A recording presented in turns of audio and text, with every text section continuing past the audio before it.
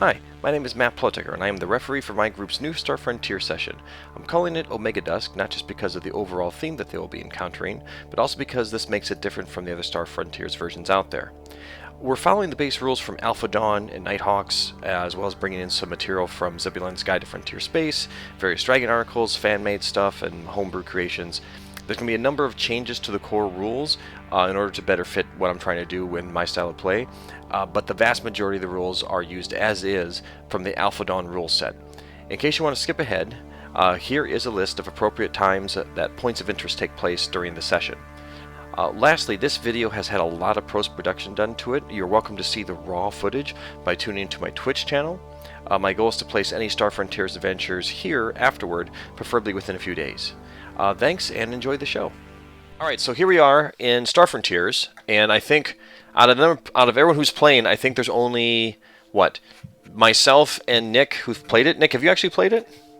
I've played it in high school, but I have no memory of it. I mean, it's like... Yeah, same thing. Okay. No, I played it once. No, that's right. I was the referee for that too. We didn't actually do anything either because we were doing it during lunch, and then something happened and we had to leave. So that was for that one. So everybody, go ahead and take a chance to introduce yourselves and your characters. Who wants to go first? Everybody All right, jump at once. I'll go. Jesus. I have the least exciting character. So, my name is Zik Rixk, and you can call me Zik. I'm a Vrusk. I'm a young, smart, but very sheepish, self-employed Vrusk who's trying to bootstrap his own robotics and aerospace engineering startup. He's frantically working on numerous tech projects, trying to run his own business, leading a stressful but unexciting life. His hive brother, how do you say your name again? Aches. Sorry? Aches. Aches? Aches? Aches. Aches. Oh, aches and pains. So, Aches and yeah. Yeah. So my hive brother Aches. That's too bad. I mean, that's going to be part of the explanation, but that explains why I'm going to be part of all this. But he recently approached me, suggesting that I take a break from my entrepreneurial life to join his crew for a new contract job. And the task is apparently an investigation into possible Federanium smuggling from a secret station. And I guess we'll have a recap from that from Matt. And apparently he could really use someone with my skills, my technical skills. And my first instinct, of course, was to reject this daredevil idea.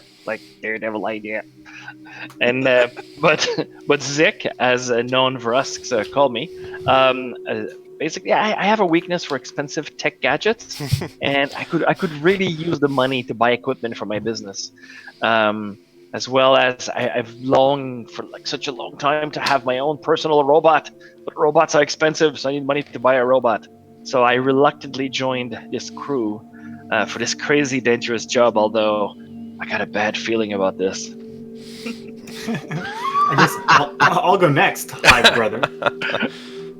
I'm Eeks X Yeeks, which, yes, that's Brusk roughly for likes to poke things with sharp things. Poke sharp things with other sharp things. Honestly, it's really just I'm really intrigued by things that have holes in them and then liquids flowing out, like bullet wounds and burn marks, when the pus and the kind of drippage that happens from them. It really is intriguing to me because I'm covered in this red chitinous armor and the rest of you are just so squishy. Yeah, I want to know more about why you're so squishy. And that nose thing, it's weird that that's a reproductive organ. I just find it so unusual. So I'm mostly intrigued in the study of alien anatomy and understanding how you all work, because it's so bizarre to me. But I'll patch you up. That's what I'm here for, and people pay me to do it. Usually, people who have some type of traumatic experience, like being stabbed in the neck. I think that's a neck. It's the thing that's next to their toes. That's the neck, right? Oh my god, we're so doomed. Frusks have necks too, so that look just like human necks. Anyways. So yeah, I'm just here to patch you up. I'm really interested in the anatomical aspect of it. And honestly, most people won't let somebody who's had their license revoked twice, be a doctor. So that's really just who I am. I'm a big, kind of scorpion-like creature that likes poking things, Going to making them maim work you. again, hopefully, sometimes. I'm so worried right now. This is awesome. You and me both. I guess I'll go. So my dude, his name is Farian. He's a Yazirian, which is that like monkey-ish bat-type creature. He was in the military for a while. He's actually relatively young, about 30, but when he was in the military, he did reconnaissance and infiltration work. Before being discharged for constant insubordination. Basically, the longer he was in the military, the more he felt his superiors were completely inept at what they were doing. Kind of like the corporate ladder. The guy in front of you who's an idiot gets promoted ahead of you, unless you're really lucky. I don't know. And he also kept getting passed over for promotion within the military, so that just made him more and more bitter. So when they finally gave him the boot, he's just been doing freelancing jobs while being a grumpy regular at whatever dive bar Matt has dictated is appropriate for story purposes. Sure. I'll tell you that later. That's that. All right. All right. So I'm Johnish Sewell. My friends call me John. Hi, I am a star pilot who absolutely loves going fast. If I can't get in faster. trouble with it going fast, then it's not worth getting into. You are all going to die well within the known. first 5 minutes. I'm well known for providing specialized delivery services for the right price. And while I find myself doing questionable things all the times to make the right buck, every now and again I fall into doing the right thing and I am still confused by that particular fact. So if there's money involved and the need for, speed, I'm there for you. Except for those that might not know what's my neck or my reproductive organs, in which case I'm hoping I don't need your help. See you later. But I'm human and friendly, and I'm always willing to meet new friends. So I have a question. Does John have a ship? Unfortunately, John's ship may or may not have been lost in an unfortunate racing accident, and he's looking to make some money back to, reacquire the ship that is currently not his. John, Just saying. John does not have a ship. The ship that John did have was also not his ship, and the ship that he had before that was also not his ship. There was some confusion about the papers. They got lost. They weren't filled out. The person, 9/10 of the law. the person never gave him the keys. There's a lot of questions around it. But in the end, so he's kind of like out in the middle. He was out there in the middle of nowhere. Now, the key to this whole thing, though, is that you all know each other beforehand. There's some familiarity with everybody. So obviously you have the High Brothers. You haven't adventured beforehand, but you all at least know of each other. Whether or not you wanted to say that I did adventure with them, that's up to you. But however you want to work into your backstories, it's almost as if you're almost like starting a new venture in a way, in the sense that I need some help with this one thing. What I would basically say, oh. Small goblin. Oh, that's right. For those who aren't aware, this is the Dad Show. What I was going to say is that I would assume probably Andrew, your character is the one that was approached for the overall gig here, through some connections you had from patching up some, because you do know how to patch up rusks fairly well. You know those things kind of get, but it gets kind of boring after a while. So that's why you were looking to branch out into the new side here, and it's a damn shame we don't have a Duras light yet. So in that sense, basically, everyone has known each other for a little while, and the Pan Galactic Corporation, the PGC, approached our good friend Aches and said, so you know anyone that can help us out with this particular issue? And I would say that basically Aches reached into his Rolodex of people that he had not dissected yet, and said okay, well, here's some people that could help out. Page their beepers. Beep beep. And as a reminder, we'll go ahead and we'll run through this again here. The whole point of this right now is that you've been hired by the VP of Procurement at Pan Galactic Corporation, another Vusk named Cha-Ching, to find out who's smuggling Federanium. You didn't say his whole name. He goes by Cha-Ching. It's fine.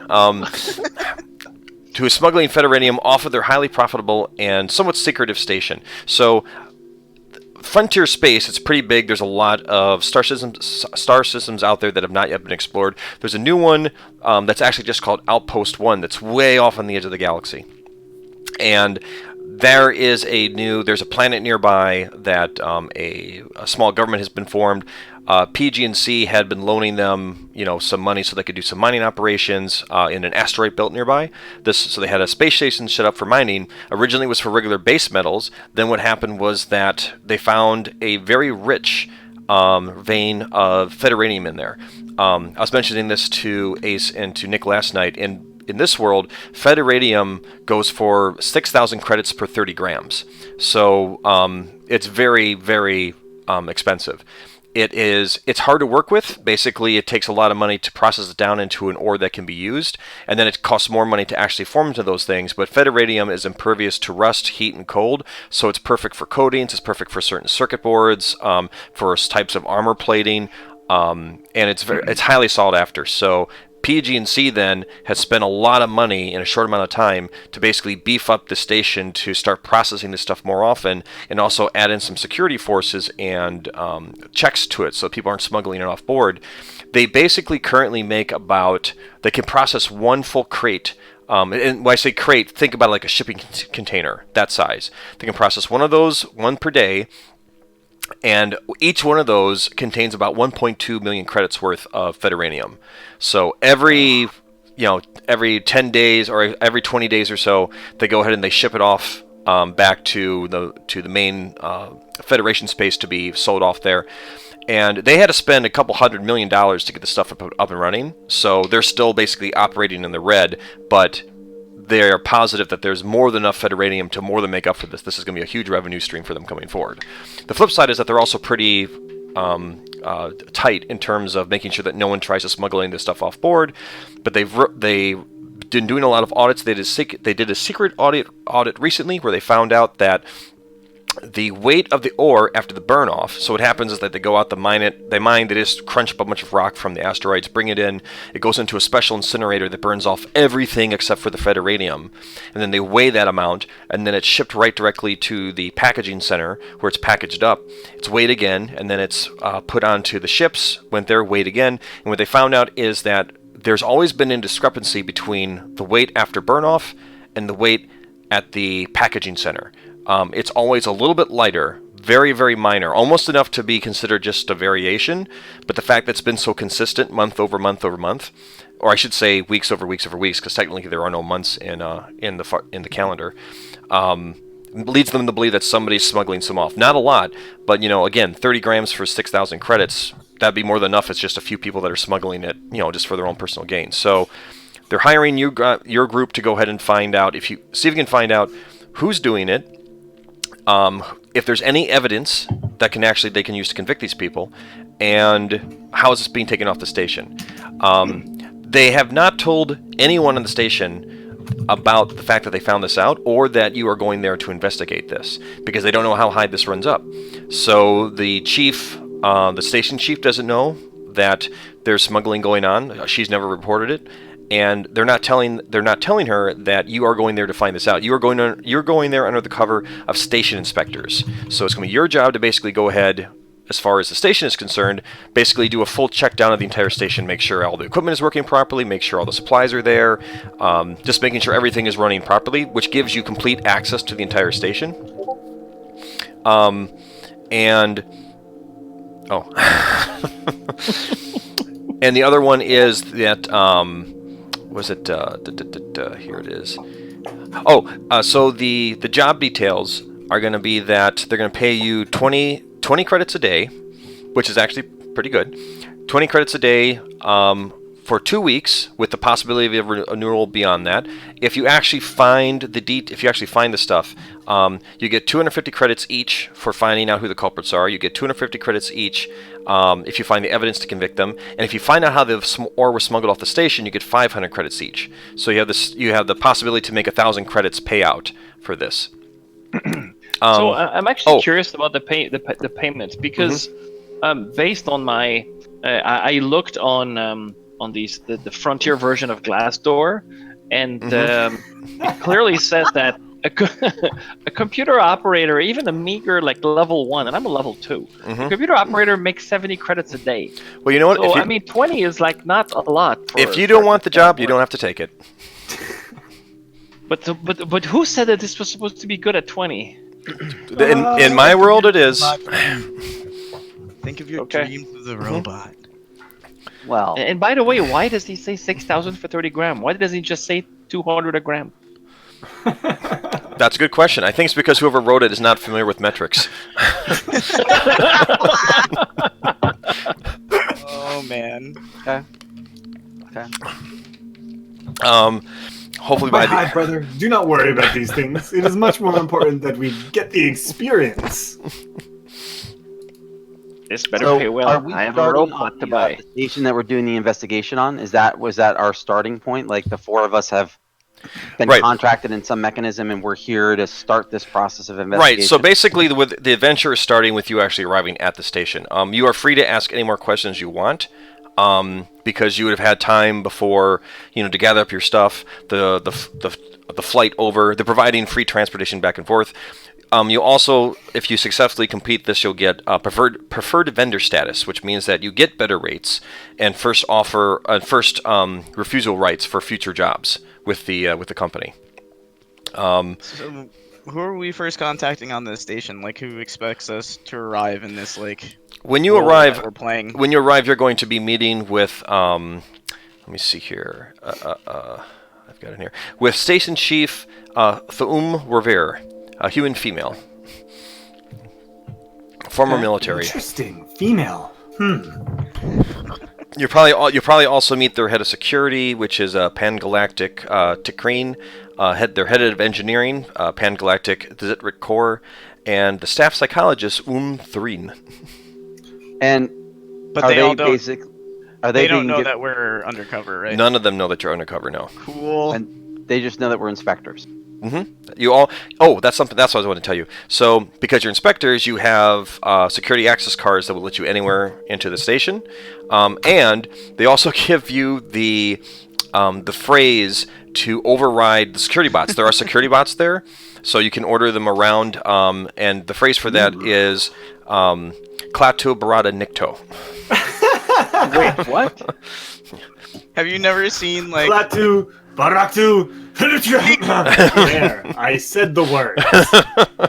Nick? Have you ever seen Army of Darkness or Evil Dead? Mm-mm. Oh, it's No. from Go those- further back than that, my friend. I'm talking about Really? the day the Earth stood still. Yeah, Oh, okay. yeah. It's a reference to a reference. Yeah. Okay. What I know it from is Evil Dead. It's- Yeah. So Yeah. we're basically inspectors with guns.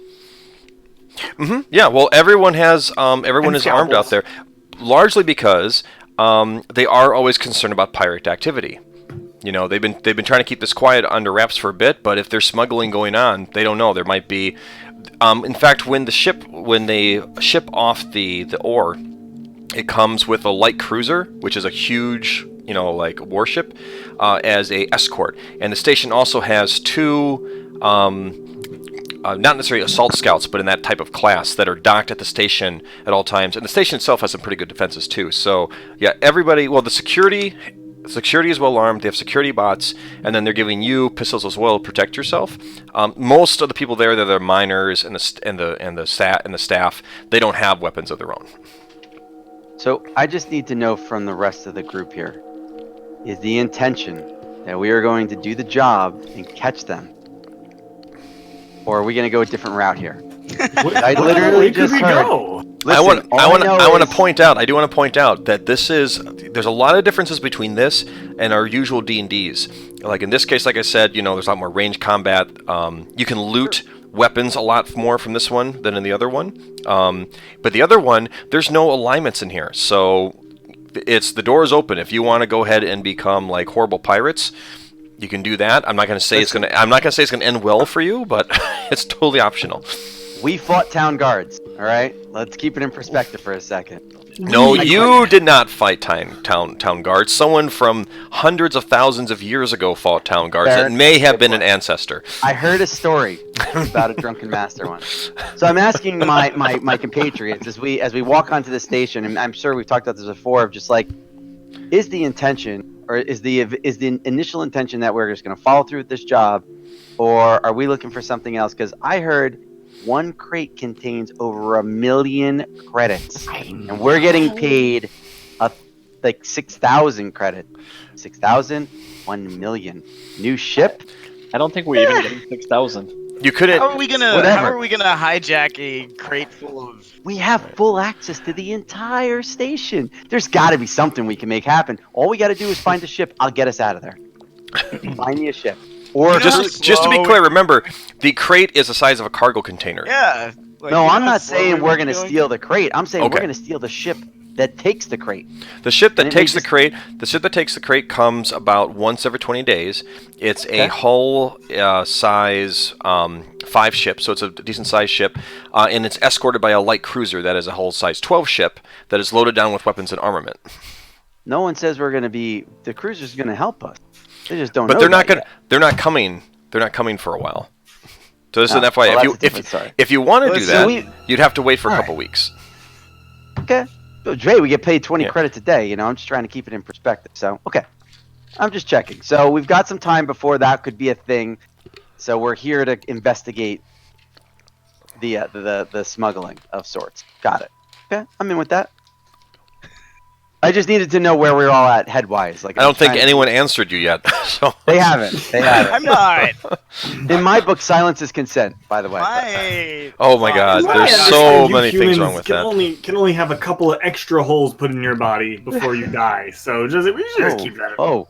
All right. All right. I got it. I'm looking for guidance here. I'm going either way. I like He money. could be wrong. He is of Rusk, and you are. I forget how many holes you start off with. I like my special services friend here. Him and I seem to be on a similar wavelength. You arrive at. You can have more discussions if you want in a second, but let's just explain here. So you arrive at the Gatmin mining station, GATMIM. It's an acronym, mining station. It's pretty big. It's about 300 meters in diameter. It's a large central cylinder with 2 rings that spin around it. Consider like the top ring and the bottom ring, even though there's no like top and bottom in space, but just for the sake of this. So you've got the top ring, which basically is going to have like the crew quarters, the canteen, the bridge security offices. The bottom ring has the actual processing plant for all the ore. The top, there are 4 docking ports on the station.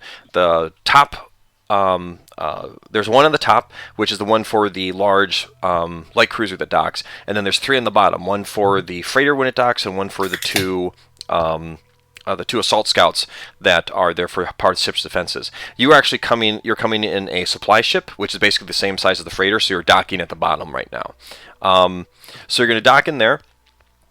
And again, so this is a lot more hard sci-fi than I remembered. So it comes in and it basically the ship comes in and basically twists it until it's matching the rotation of the actual station itself, and then it comes in and it like clamps in the front.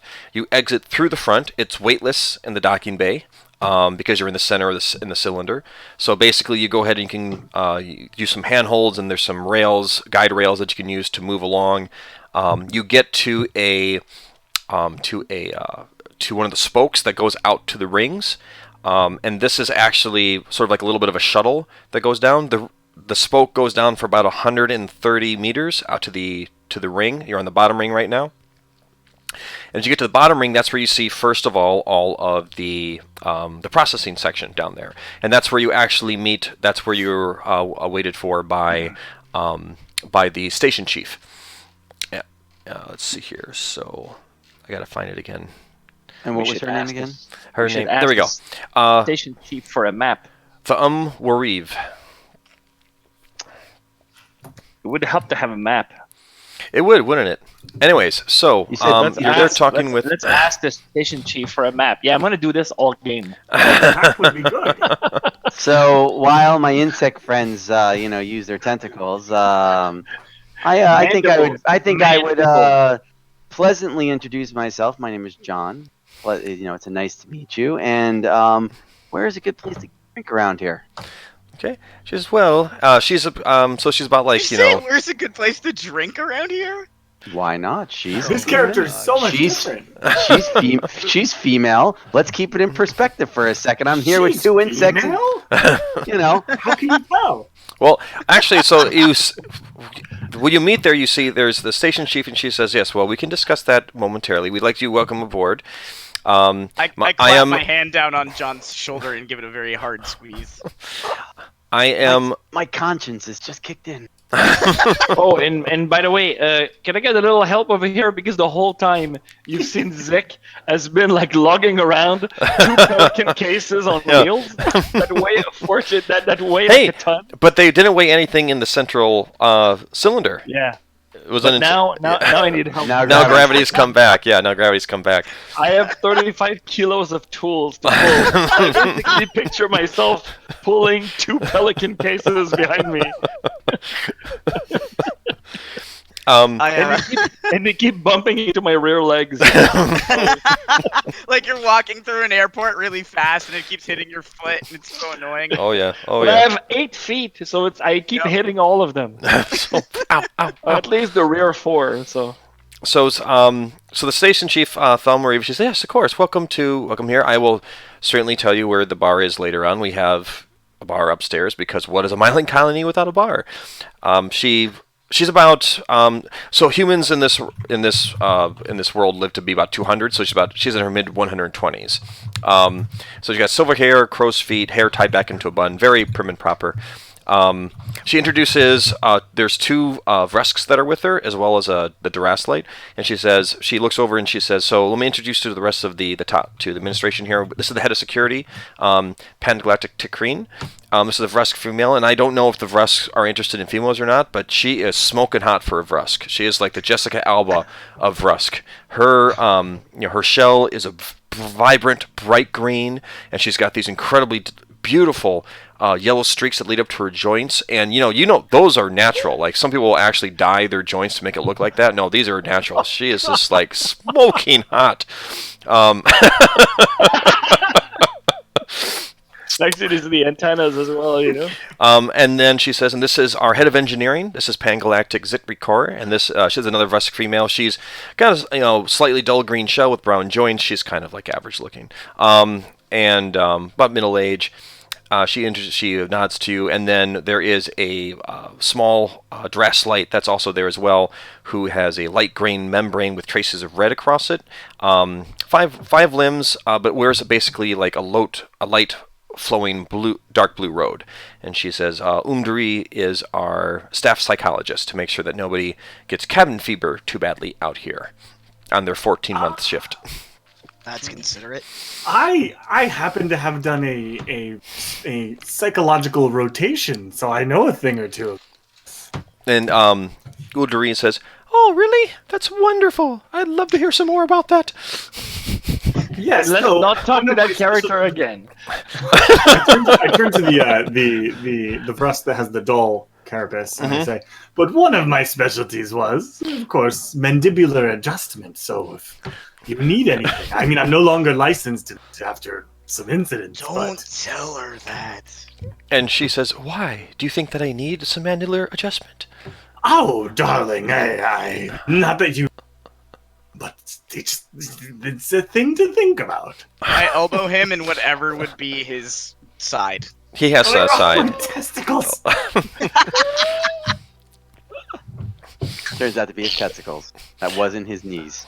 Thrum says, we have staterooms for you on the top ring. Excellent.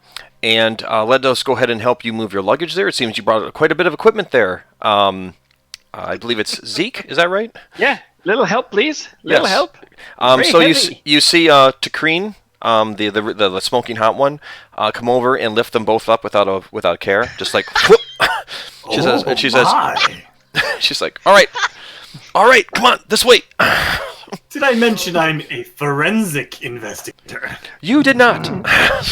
Yes, of course. So they lead you over to basically there are connecting basically elevators between the wheels on the outside. Again, they're like shuttles that just go back and forth between the two. If you ever, I always think of like the S train between Grand Central and Times Square. So kind of like that. You get on that, you go through up there, and they Flashbacks. they bring you to your rooms. Each of you has your own room. It's about it's like 6 meters by 10 meters, so it's a pretty good sized room. It's huge. 6 meters by 10 meters. That is It's huge. I thought we were on a spaceship where space is at a Oh no! We're in executive suites, by the way. Oh, but this is we your are executive. Let me rephrase that. It's a stateroom, so there's rooms for all of you in here. It's divided up. It's not like each of you gets a separate one. Okay. So- Because I was like, man, that is Yeah, huge. Either that or the GM doesn't know metric. You know. Yeah.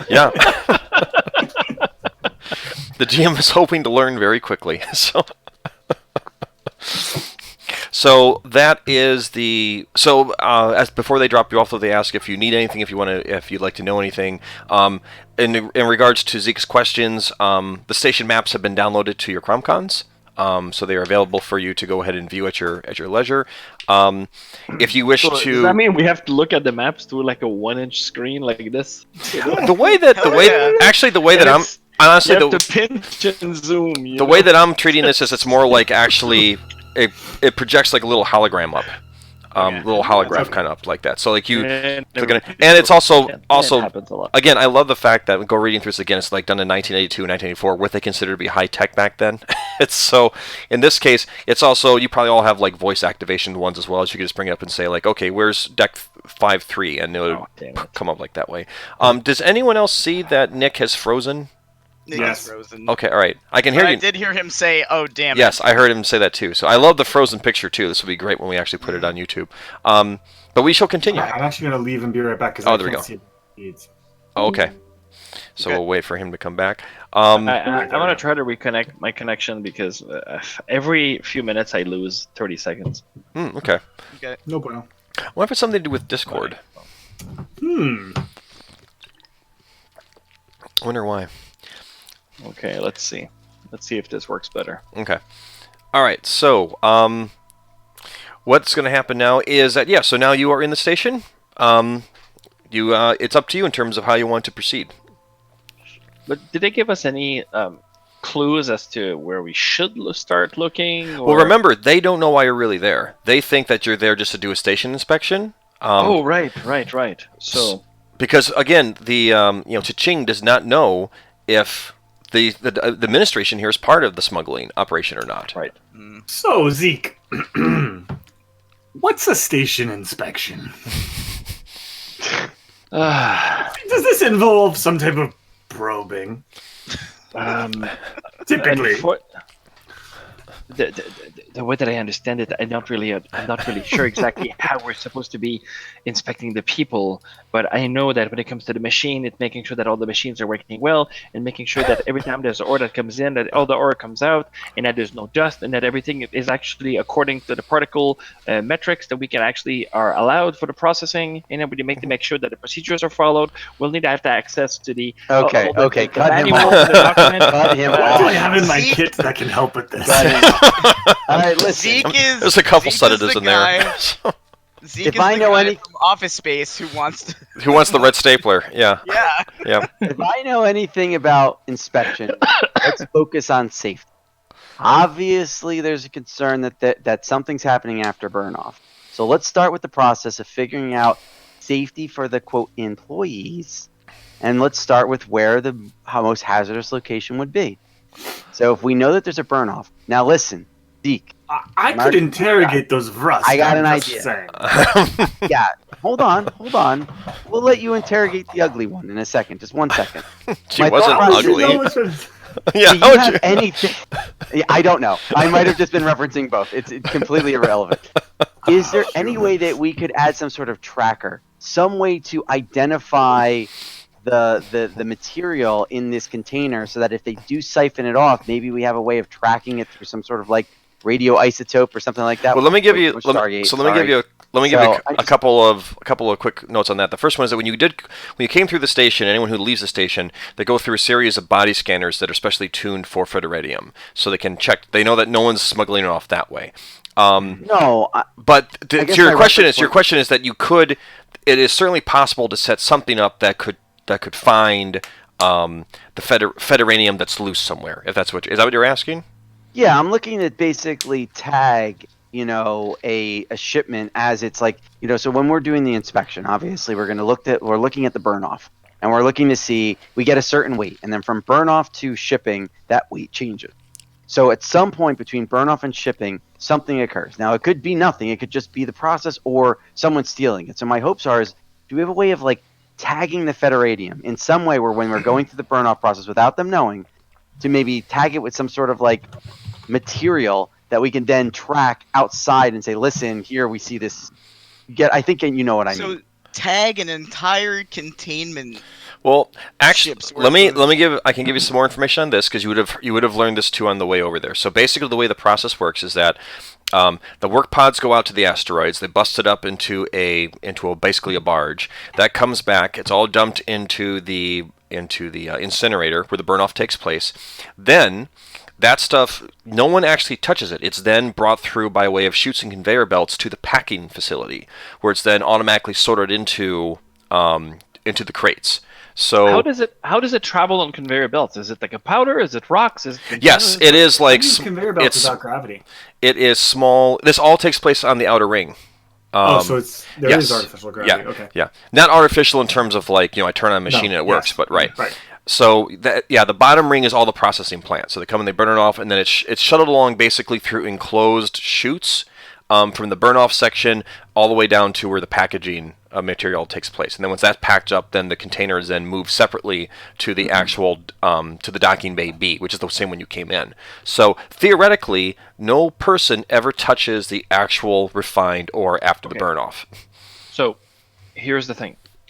The way that any kind of these systems would work, they would be like computers that track everything. There's measurements that do everything, and then there's also robots that are watching everything. So anybody that wants to actually do any kind of nefarious operation would actually have to find a way to alter the records and reprogram the robots. So I can actually log into the systems to see if somebody tampered with the computers, not the robots. Fantastic. I like it. Okay. So And that can all be part of the inspection. I can actually just like go in there and then request access to all the records, and I can see if anything has been like tampered with, and they would have to give me access to everything, because otherwise then they would not be passing the inspection. I could talk to the therapist to see if she knows anything about any of the crew members. Sure. If you wanted to talk to the therapist, you could. You right now you're on the top ring, so both the things you'd want to do would be there. Zeke, you would go to the, basically the bridge. You could access the main computer there, and they would give you the passwords and everything like that, so you'd be able to go ahead and actually go through that if you wanted to. Also on the top bridge is where the psychoanalyst office is, so if Aches wanted to go over there, you could do that as well. I don't know if either of you want to have anyone go with you, or if John, if you want to go to, or Jonas. I think we should split the party up. I hear that John's is fine. recommended in this John game. Woodfall. I don't know. So I don't know where you want to Maybe go, we should or do same a little thing. more of a social experiment. We just got there, so obviously we're not going to necessarily be starting that inspection right away. So I'm thinking maybe what we do is hit up like one of the common socializing areas. Like a We bar. Rusk are very efficient when it comes the to point. things. The point is to maybe Yeah. get more insight from the locals of just like because I'm not necessarily what you'd call like an official looking person. So I feel like I'd have a good chance of being able to walk in, to a location where we have a large population, potentially of humans or just other races that are looking to socialize, just to maybe get a sense of like, have they seen anything? Have they heard anything? What's the buzz around? Because as much as all it's enclosed, chances are if someone's making money off this, they're talking about it. There's no way they're keeping it to themselves. All right. Okay. Interesting So idea. I'm gonna pull up my map real quick here, and I'm thinking we're gonna go here. I want to go over here. What the fuck? Very nice. This is what happens when you play with I'm this sorry, actual I'm having fun with streamer. green screens. I don't know what to tell you.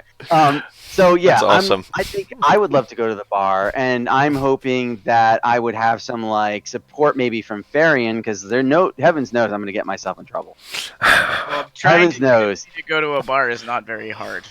Yeah, so I'm thinking like maybe the two of us, like again, the real purpose here is, as much as I may be joking about the idea of drinking, it really is around the idea of like trying to communicate with people in that bar to just get a sense of like, have they heard anything? Is there any kind of scuttlebutt about the fact that like they're selling this ore that's ridiculously expensive? There's no way, if it's going missing, feel like the common person may know something, at least give us a sense of what's going on. And they probably don't know that we're inspectors, right? Like, Yeah, there's Well, this right one- now, there's you this have- one you have there in the tags. bar dressed like a pimp, you know. you have tags on you that basically indicate your status. You could take that off if you want to, but of course, you'd have to. No one would recognize you coming in because this isn't a huge colony. There's about 50 people or so. So there's a chance they might say like, oh, not to say that they wouldn't believe you if you said that, oh, I'm a new miner or whatever it is, but it's just, I'm just giving you a heads up. If you want to go in there and pretend that you're not actually an inspector, you need to take off your tag and credentials. So yeah, I think for me, like I would be going down there. Obviously, I would have my credentials on as far as I thought it was appropriate. I would then take those off, put them in my pocket. And while I'm not trying to be nefarious about my position, I certainly wouldn't be like, "Hey, inspector, come talk to me." I would just walk in, sit down at a table to the side, trying to kind of like just take it all in. Well, Who's okay. here in the room? So you're gonna go to the bar. That's fine. No one's gonna stop you from that. Fari, are you going with them? Oh yeah. All right. Please do. What about our Rusk brothers? Are the two of you going to go off and do your own thing? You said ours is co-located-ish, right? Like Everything that you're doing right now is on the top ring. I mean, it takes some time to walk around it, but yeah, because the top ring is all basically the living and personal space. So the bridge is up there, the bar is up there, everything is the psychoanalyst office is up there. let's plan on meeting up right after we're done. It's actually, brother, you should notice it's Zik, not Zeke. Zik. Zik. I told you since I've been a small egg. It's Zik, not Zeke. And by the way, every time I talk, it's like buzzes and clicks, and it sounds like this. Like,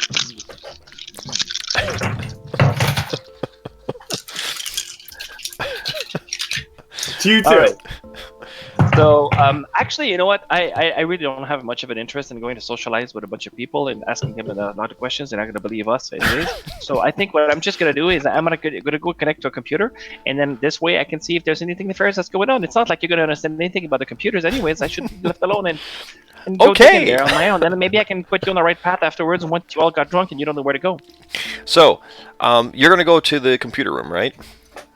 Yes. Okay, that's what I thought. So let's go ahead and set this up because this is fine. So what's going to happen then is Zeke, you're going to go to the basically the bridge. The bridge, by the way, this is the one section where they have a whole bunch of plastisteel. Basically, it's like it's like a very strong glass that's over the top, so you can actually see out and see the stars above. You can see the end of the top of the cylinder where the other docking port is. So it's very nice.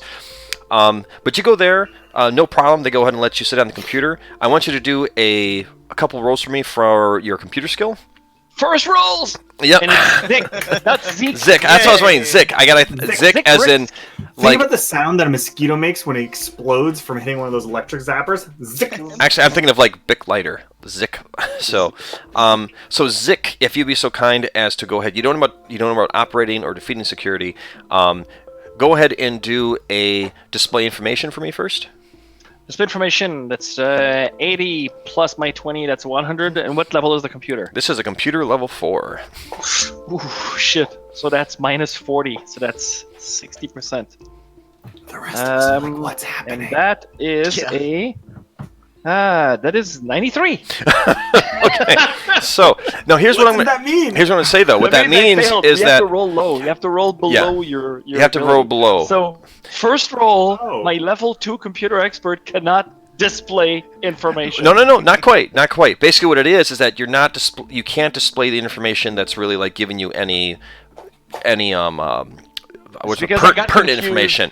Yeah. I forgot. It's not the right operating system. I typed deer when I was supposed to type ls, and then I just You Actually, gotta alias that shit. I was actually thinking more along the lines that it's not even that they just have they have not organized their desktop as a bunch of single icons across the whole desktop, and this desktop is about the size of a football field. So it's just so. Or the previous person left Vim running, and I don't know how to exit.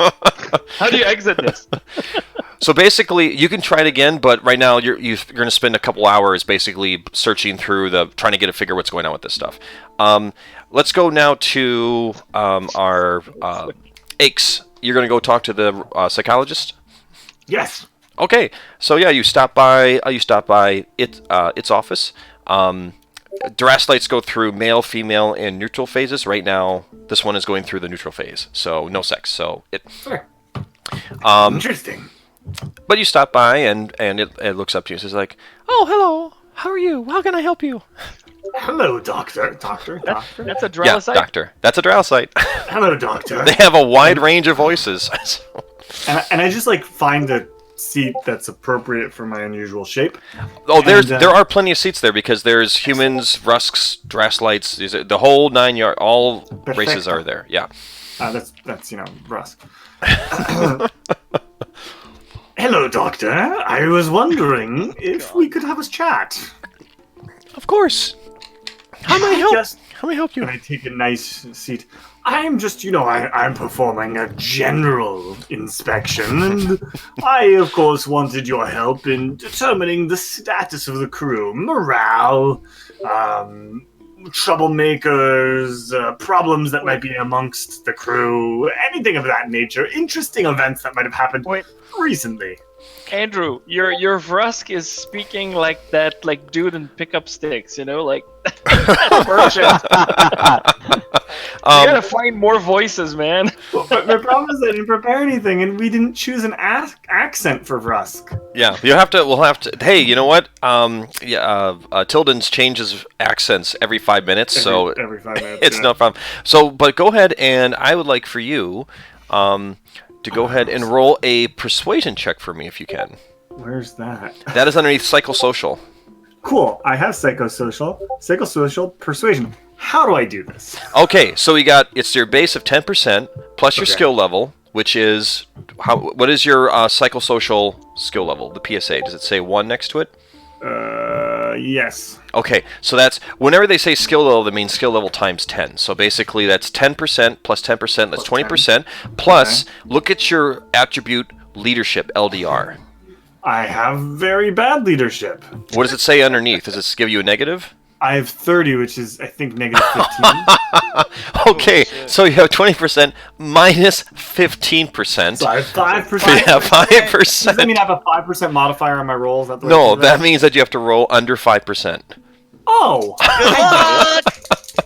This lady's I can gonna do that. hate your game. Welcome to Star Frontiers. Because, by the way, I forgot to apply my intellect, my logic modifier. I still would have failed. Okay. So I'll roll a percent die and a d10. Yes. But that didn't go in. Well, yeah, no, that's not gonna. 76, so obviously I fail. I'm not very good at this. Well, hey, she says, "Oh, I would love to give you more information, but there is the client, the privilege. I cannot share what they are telling me." She's citing HIPAA. Yes, Hip with your ass, man. Holy That cow. applies out in this. Are we like neutral state or something like that? What was that? What is the law of the land in the space we're in? The law actually can vary wildly from one place to it's- another. Over here, they are part of the Pan-Galactic Organization, so they're part of your standard overall law in They that have sense. rules and laws, is what I'm hearing. Yeah, because they have to. You're out on the very edge of civilized space, but this is, it's basically a company outpost, so they still have to be responsible for what they're doing. Got it. They still have to answer to headquarters. Cool. She says, "But tell me, how are you doing? You seem to be very tense. How can you tell? Your All mandibles. the mandibles are Yeah. flaring. Would you like to listen Yes. Would you like to listen to some Yanni?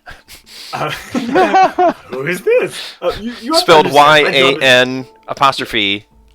So, My job is extremely stressful. You see, we get shipped out here, and we have to find things, and course. it's not easy. I do have the perfume bath over in the back if you'd like to take an hour in that. No, that's okay. I much prefer the scent of rotting eggs. We have that scent as well. Oh. I guess that's all I could try. Okay, all right, that's Looking fine. at my skills, I don't feel like there's anything else that could really help. Well, if you do think of something, please, of course, come and find me. I'm very, and if you need help with anything, I mean, I did a rotation in psychotherapy, so. I can tell you are indeed quite skilled. Well, thank She you was for your not. time. It was not saying that in any type of sarcastic manner. All right, let's go to our friends at the bar. So you All go right. into the bar, and this is, it's a space bar. There's metal tables, metal chairs. It's kind of like a little bit of a cafeteria style thing. There are a number of different types of drinks around. There is a hollow dartboard. There is a hollow foos table because everything is hollow around here. There is a number of screens, touch screens, that kind of stuff. People are doing the little bar games on. They're singing some like bar songs now and then. It's about 25, 30 people that are currently in here. Basically, you're coming in shortly after the main shifts are over, so most of the day laborers, It's happy that kind of hour! stuff. Yeah, pretty much. Like all of the work pod stuff is done. So the incinerator is going right now, and then shortly it's going to go ahead and go to the packaging stuff. That's all pretty much automated. So all of the miners and the processors who did the front part are off duty at the moment. Bartender? Bartender is a human. I'm bellying up to the bar. Yep. Sure. Male, can I get? female, gender, nondescript? What are we It talking is a about? male. It is a male with bald head, shaved, and an eye patch. Human? Tough guy? Human. Yeah, I mean he's big. He's probably around. Let me get this right. About 2 meters tall, so around 6 feet, I think. So about 2 meters tall, and looks to be in pretty good shape. It's like, yeah, I'm taller than him. What can I get you? Okay, well, I guess what I would ask him, I'd come up and just basically be like, hey, man, how's it going? My name is John. Why don't you give me whatever most people like to drink around here? Oh, sure thing. He goes ahead and he fills up a glass of basically what looks like a beer and hands it over to you. Fantastic. That's what I was looking for. So, any news around here that you like to John. hear as a bartender? John. Oh, yeah. Shut Yes. up a minute. Yes. I haven't ordered yet. Oh, that's a very good point. What is my friend getting as a drink? I apologize. I've got this great beerish drink. Get my friend a drink as well, please. What do you want? One of those and a human whiskey, please. All right.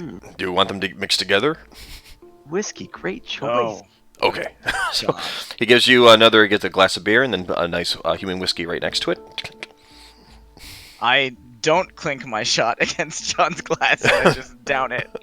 Oh, come on. How about a clinking of the beer there, my friends? Let's I enjoy ourselves. We're I off from sigh work. very heavily and I tap it on his glass. There you go.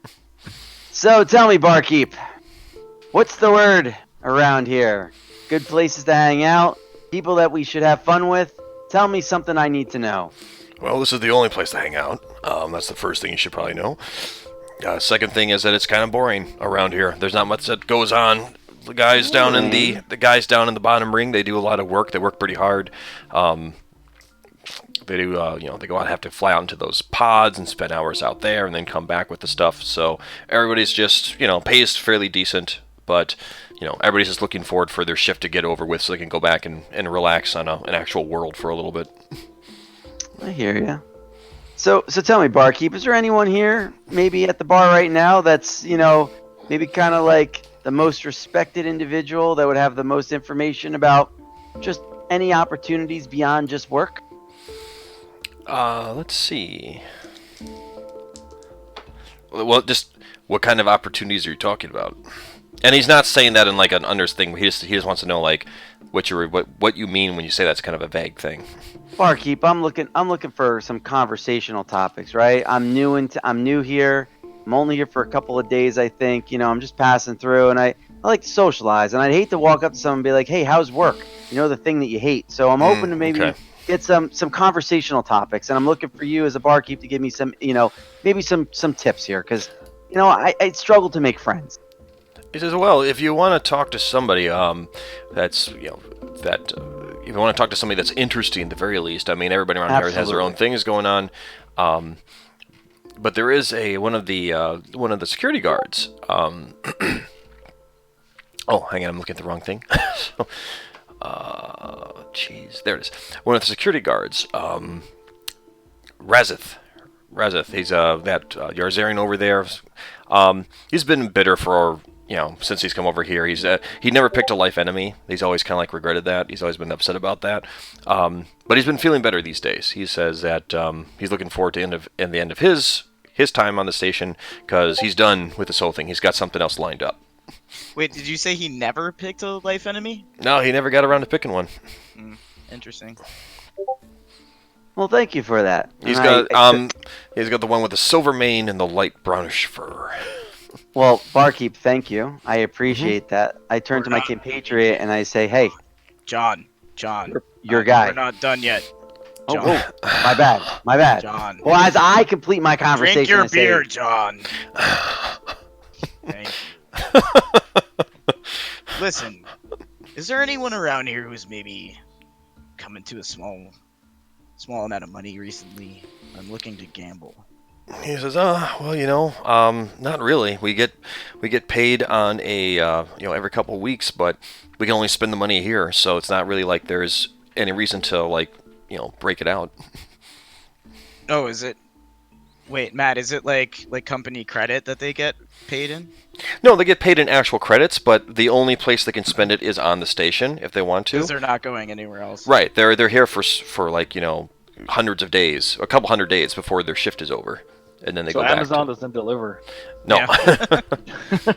So sorry. I mean, to be fair, that is a good point. They probably could order something and have it brought in, but they wouldn't be spending money really on the station itself, is what I meant. Right. So okay. That's what I need to look for. Money. Who actually? Yeah, bank accounts. That's what I need to look for. All right. That's gonna be my next. If you want to make another roll for that right now, go ahead. If Do you figure out how another to turn on the another display information, same percentage. Okay, so basically 80 plus 20, that's 100, minus 40, that's 60, but I have my plus 15 for my logic, so that's 75. And that's 08. Yay! Okay, cool. I'll give you the answer to your search in a moment. No problem. Back to the bar. Anything else you wanted to say there? I mean, so he's saying that there's no one who's recently come into money that I could actually... Not that he knows of. No one's been flashing a lot of cash around the bar. Okay. Does he... do you know of any gambling rings around the station? There's a couple of poker nights now and then, but it's nothing. As far as I know, that there's not really, because some people have a little bit of trouble every now and then in terms of spending money, but they only get so much each time, so it never gets out of hand. And the staff psychologist kind of keeps everyone on the low. If somebody was not going to do well for a long time here, they wouldn't be here. Interesting. So what do we owe you for the drinks? Oh, it's charged to your account. Remember, you guys still have your tags out, so basically he just kind of like Fuck! I thought we hid them. I thought we hid them as well. Oh, you Damn. did hide them? Okay, all right. Then he would basically say, well, just give me your tags, and I'll scan them. I can't pay with credits? You can pay with credits if you want. Yeah, I think I'm pay just him gonna with pay with credits. credits. I left my tag in my bunk. Sure. I'm The way always that, forgetful. and metagaming really quick, and Nick, I'm not sure what you think about this. The way that I was going to treat this is basically you've got that ID card, that basically accesses everything. So you just would bring out your ID card. It's not the station thing, but scan that. It will take a credit directly out of your main account. Would he be able to identify that we're inspectors with that, or would he just know that or would it be more like a credit card? It's just like giving a credit card. Yeah. Oh, And perfect. the way I Alright, see it, there's probably going to be also some like anonymous ID cards, kind of like Bitcoin cards or whatever. This way you can put money on it without identifying it to yourself in your accounts. Perfect. Sure. Otherwise, smugglers would have a very short life in this. That's Right. true. So, anyways, that's so yeah, no problem. Basically, a couple credits each. Okay. Perfect. And by the way, I'm pretty sure that's not covered in the setting. No, it's not. Bitcoin was not a thing in 80s. No, it was not. Cryptocurrency was not yet over there. So Farian, I think you should go talk to that security guard, because he's your people, and obviously he's struggling with life What choices. do you mean, he's my people? He's a Yazarian. Aren't you a Yazarian? I am. He's a Uzarian. He hasn't picked his life enemy yet. I don't He's even got know the what big that flappy means. things here, you know. So what I'm saying is, Are you I'm saying is, implying that we have something in common just because we're Yazarians? Shit. as much as I have in common with that station commander that I'm looking to catch up with, all right? So I'll take one for the team and deal with her. You go. Let's just go talk to him.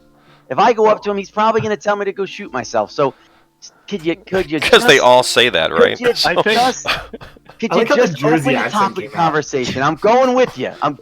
Yeah, I'm all Jersey.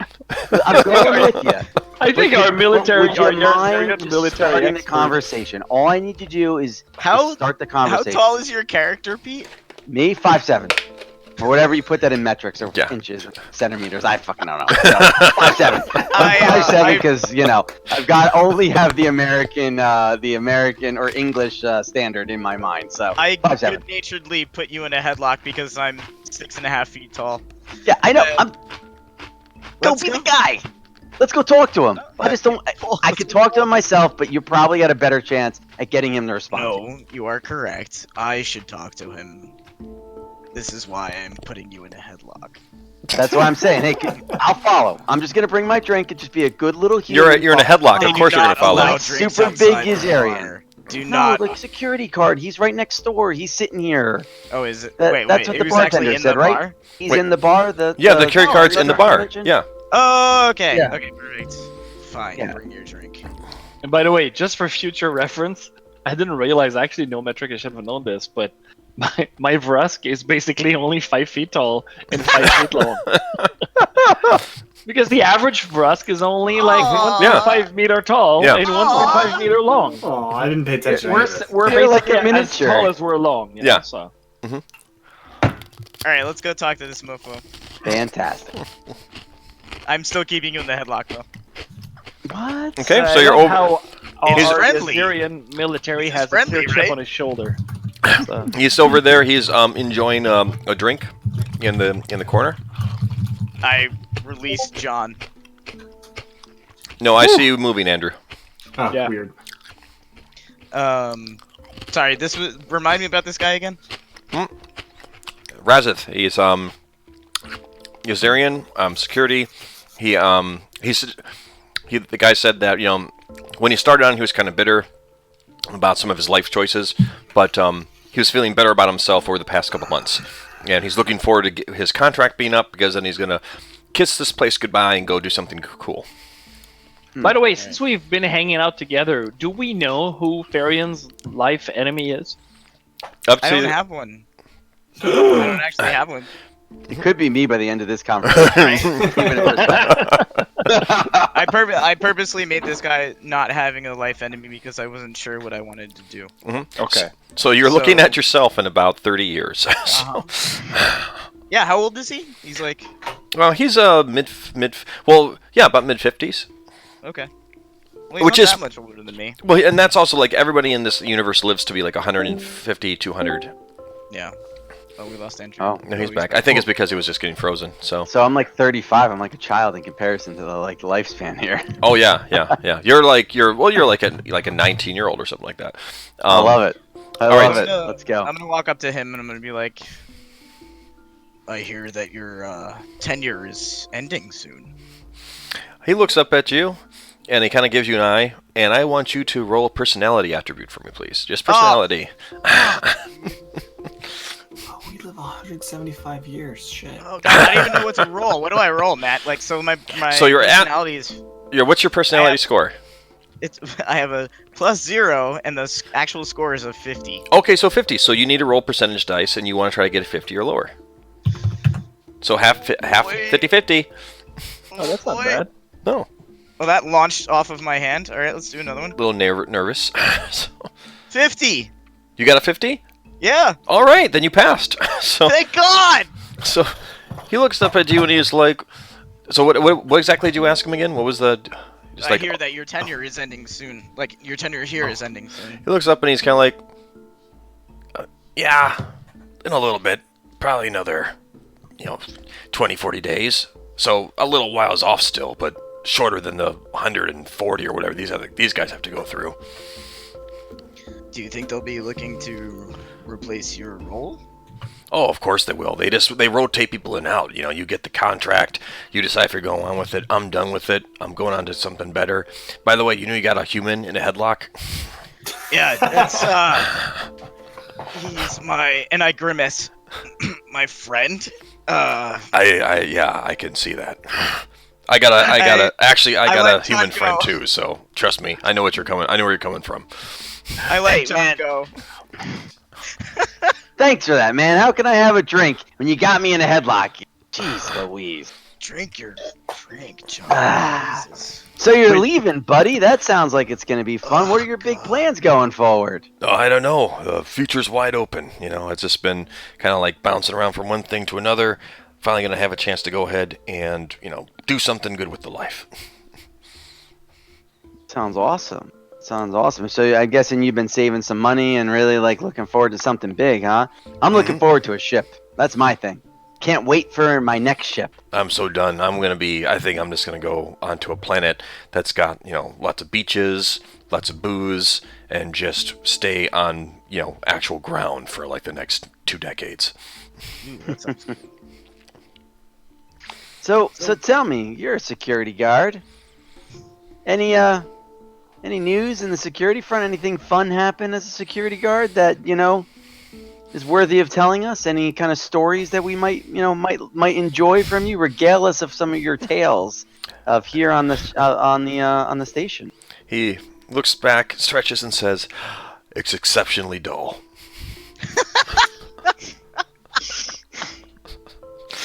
Shit. Couldn't you be a female human? He says, you know, there hasn't been, we're well prepared for pirate attacks. We're well prepared for some sort of like attacks, and none of that's going on. Nobody knows where the hell we are. There's a planetary government that's down over there that, you know, a PNC, Pan-Galactic Corporation's got a, you know, they're leasing this basic area from them, so they're getting the money, so that's all good. Like, everybody's happy, so it's kind of boring. You know, that's fine. I'm getting paid to basically stand around in a hallway, talk to robots, and get drunk. Wow, that sounds amazing.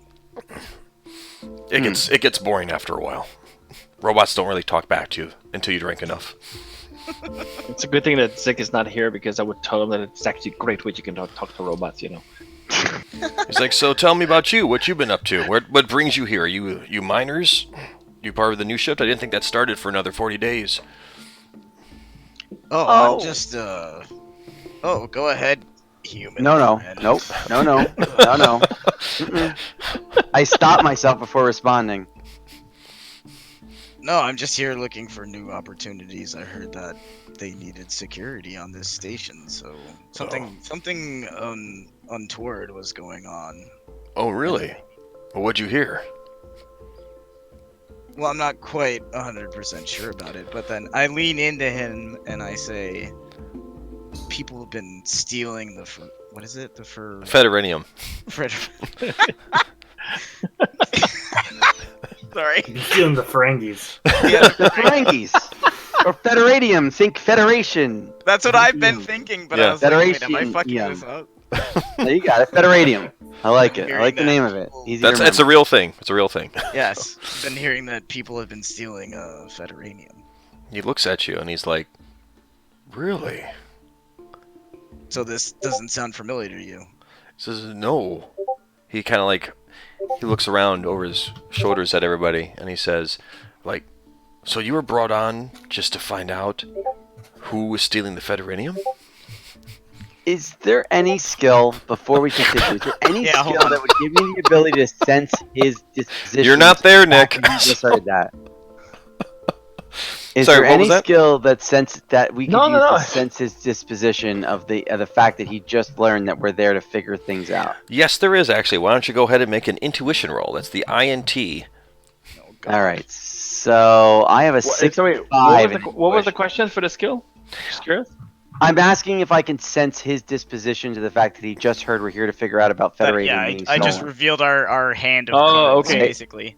You're So- looking So to do a... you're saying intuition, INT. I have 65, meaning I have to roll below that to do what I'm looking to do. Right, you have to roll below that to do what you're Oh, looking to do. perfect. Okay. D100 which I've never used before, but I have. Are you it, actually apparently. gonna Oh. use one of those atrocious Yes, ones? let's do it.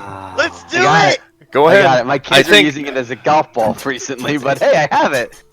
51, baby. Well, what's yours? What's yours? 60. I got an 85. Yeah. Alright, so you what failed. size I need to go below? What did you get? You got I a can- 61? Pete failed, and I got a 51 out of 60, so I'm good. Okay. Well, he One of us honestly can do seems it. surprised. Interesting. Like he's. Yeah. Can I slip him some credits in his just like palm him some credits and be like, if you hear anything, can you let me know? How many crits are you slipping him? Oh, that's a good question. How many do I have? You don't have much when you start. I have a little bit left over. I would say from actually my- consider this is that it probably took you, let's say, a few days to get there. You have 60 credits just from the 3 days you've been played so far. I'm Oh, totally adding that to on my a- sheet. on- Yes, yes. in addition to whatever I did. And in addition to whatever you didn't spend, you have an additional 60 credits because he basically paid you from the day that he hired you, and then it took a few days to get everything together. So, I am going to hold on 1 second. all right. While you're doing that, you got your going back to Nick really quick. You did that search in terms of you're looking like payroll records, that kind of stuff. Yes. You're looking through the whole station. It doesn't look like anyone has had any weird transactions that would account for like a huge shift of money. Everything looks like it's been basically just the paychecks from the PNGC. Not even like any weird anonymized titles for movie rentals, where all the movies are $6, but then this one guy has movies that cost 18. No. Oh, You know? Jesus. Okay. So I'm basically. I'm gonna keep trying to do look for tampering checks to see if somebody's tried to tamper records, Okay. especially like security records, robots, things like that. All right. Go ahead and do 3 display information checks for me. 3 separate ones. We're going one's gonna be for robots, one's gonna be for computers, and one's gonna be for basically the maintenance records. Okay, so just display information checks. Yeah, because you're just looking to see if anything looks weird. Okay, so that's 75. So the first one is for what? First one's for computers. First one is computers. That is success 03. Okay. Before I give you the answers, then go to robotics. Robotics. That's 85. Okay. And then Yes. go to basically like mechanical maintenance, that kind of stuff. Still a display information. Yes. Yeah. I Because have a these lot are of these are skills, so, these okay. are. But you're on the computer right now, so. Okay, that's a 28. So success. Okay.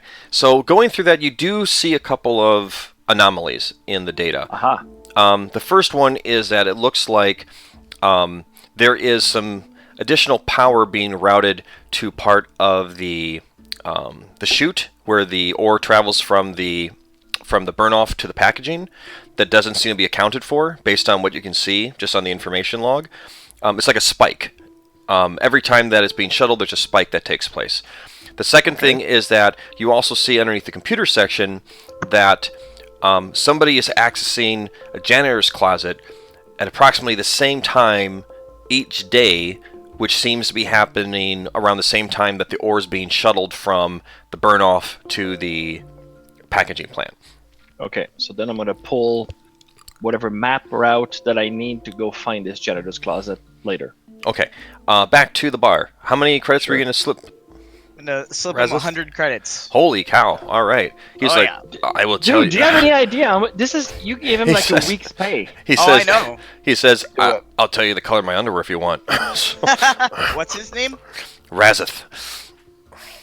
I'm just gonna spell it like it sounds. Razith. That's fine.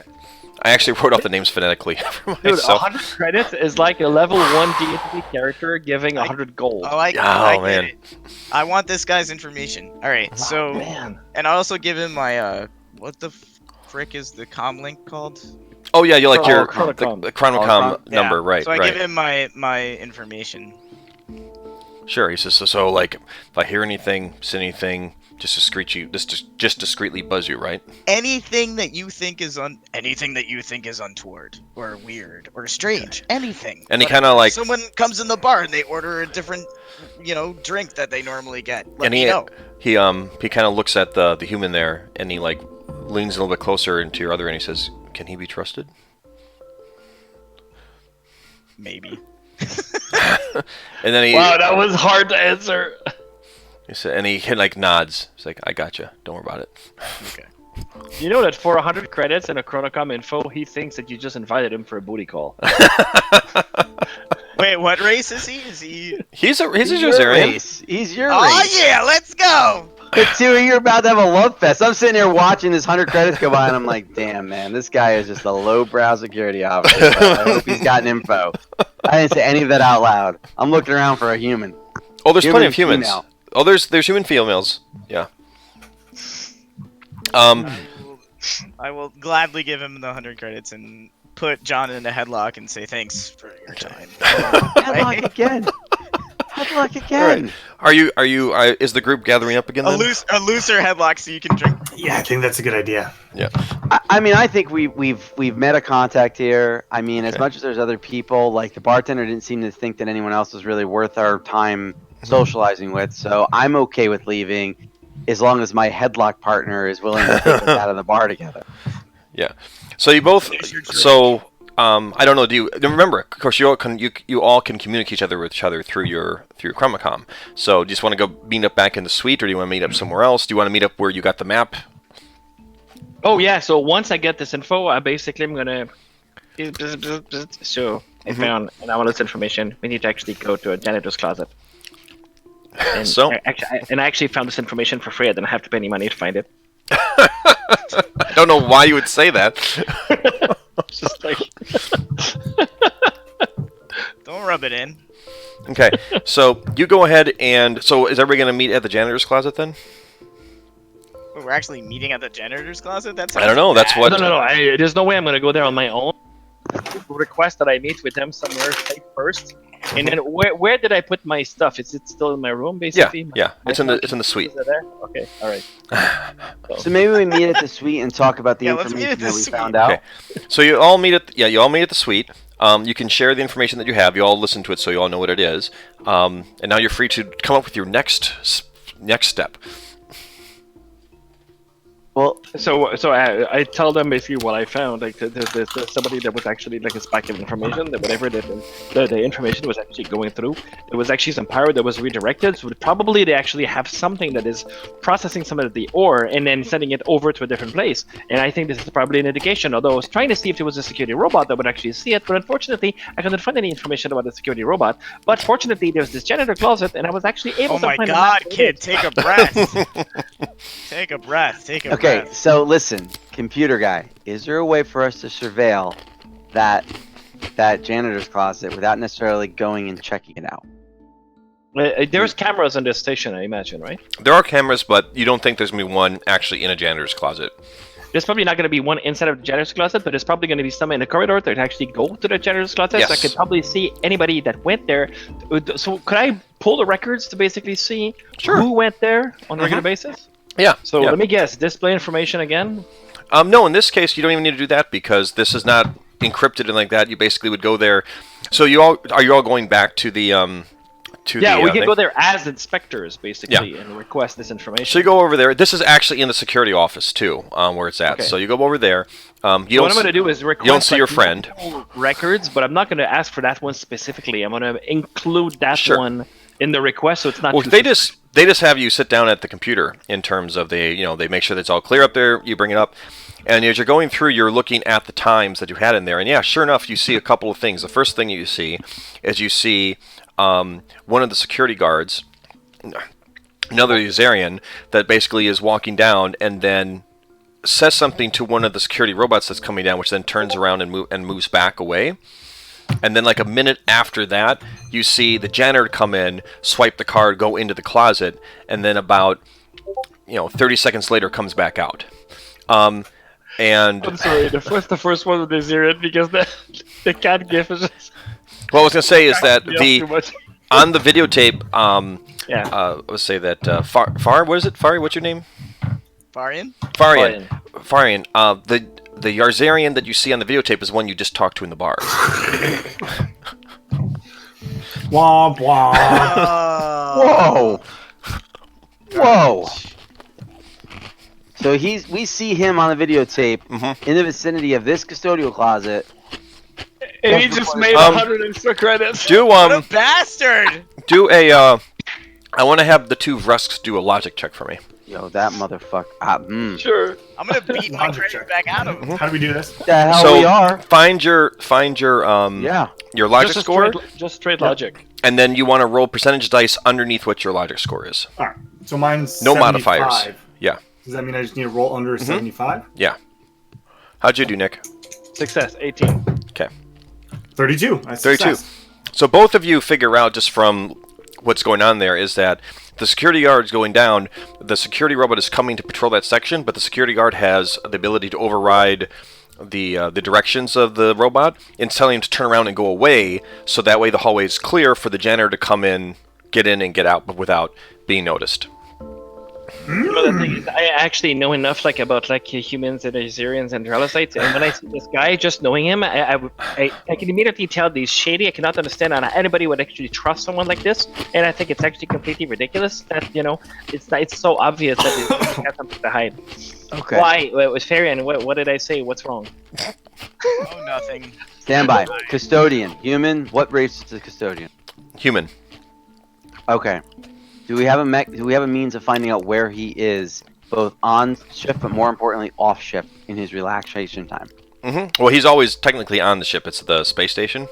No, I mean No, shift. I shift, mean shift. Oh, shift. Shift. Wait, I'm Yes. sorry. So we see this guy that I just gave a bunch of money to going into the custodial room. No, he didn't go into the custodial room. He stopped the security bot from patrolling that hallway while the janitor went into custodial room and then came out.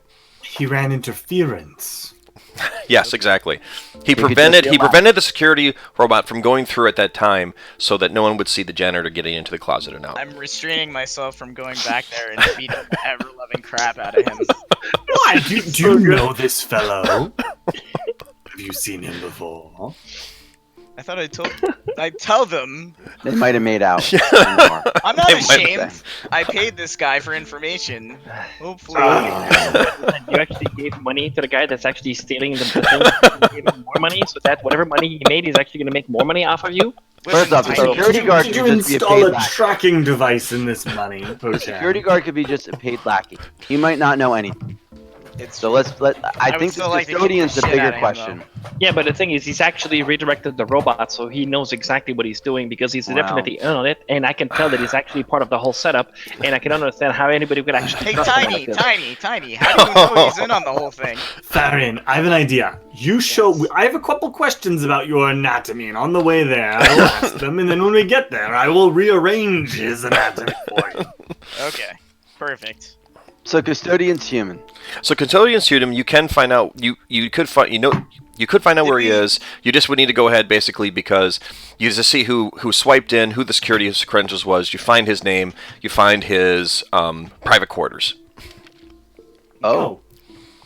Yeah. Remember, you have access to all of the information. You don't have to hack through anything. The only reason I was having Nick roll is because to find out if he was seeing any anomalies in the data. Right. Do So we? what else do I know about the asshole who stole my money? Not much. You didn't talk to him, and he didn't steal your No, money. I- You I- gave him Yes, the money. his money. You gave it to him. You paid him. I gotta- do with the grifter who I gave the money to. He's not even a grifter. You offered Oh my God. 100 credits He's the to a total custodian. stranger. So- Do we know if the No, custodian I'm saying, is like, working can we right look now? him up? If he's yes, in the yes, system? yes. You can look look him them up. both up. Look him up. Records. All right. So, does the group want to look up these two people that you've seen then? Yes. That Okay. would be amazing. All right.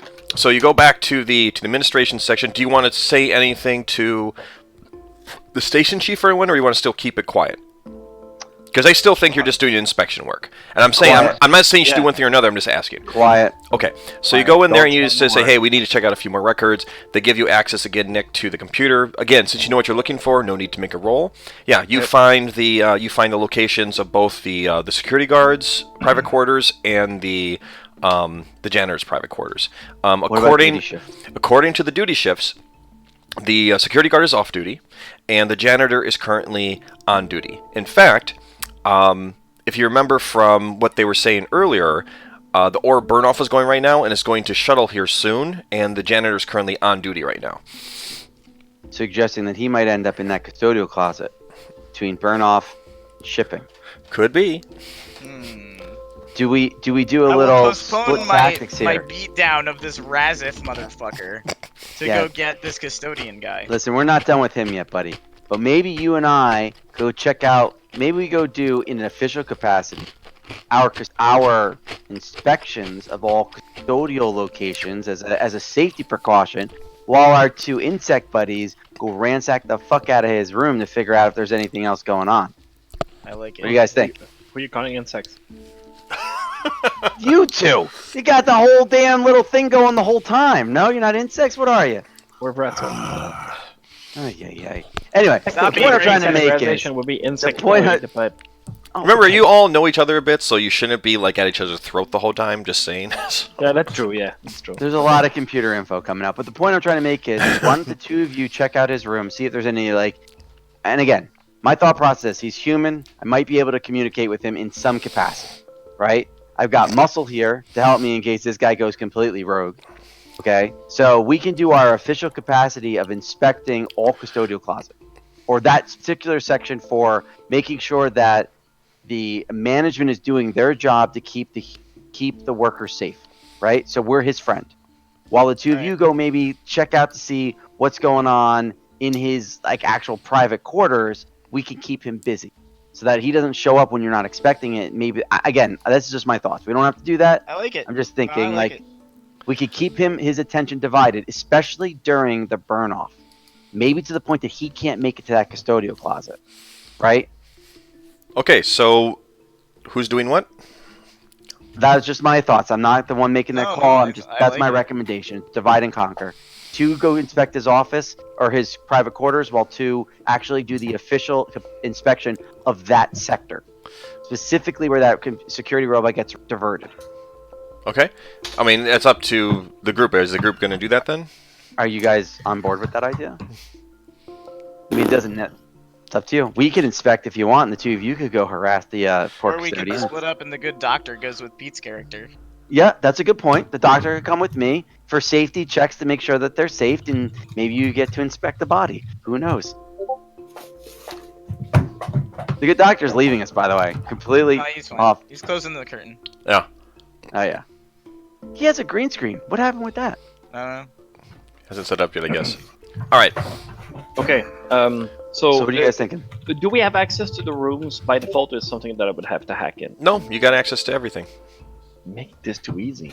I'm wondering if How there's about I something... go with Remember, Rudy this is an McNerds and- introduction to this to the world and everything like that. So If it's easy, it means he has something up his sleeve. Yeah. I know. Look at him. Look at him. He's laughing at us. We're totally going to get ourselves... Enjoying that moment of like the Schadenfreude. That's We're gonna enter the room, and there's gonna be a. All right. Did Nick break up at that moment? At the exact moment he made that comment of what's going to be in the room. A giant... And then he died. Yeah. Am I here? Am I You're here. Yeah, You're yeah, here. yeah. You're here. Okay, I said a giant hole. Hole. Oh, okay. Oh. Always, Nick. All he Look at saw. what is flying. Also, is this? You said a giant. I have these D20s sitting here, and I just want to use them. So, Well, remember, what do you there's guys no wanna do? no d20s. do we want to 20 for the game. split up? You can roll Or them do in we if you wanna want. stay as a group and... Oh sure, yeah. First adventure, Star Frontiers, like split the party. Yeah. Yeah. let's all stay together. Okay, Yeah, let's- so then I let's think stay we together. should do the inspection of the area, personally. Okay, so you're gonna go down to the to the janitor's hall closet in that hallway. Yeah, Sure. Okay. we're going to inspect that hallway with the janitor's closet being our primary focus in and around the time that burn-off should be done. What Okay. kind of robot was checking that hallway? That was a security robot. Maybe we should bring some security robots with us. That would be cool. Can we requisition security do that? robots? You can inspect security robots. They would be wondering why you would need security robots to escort you around.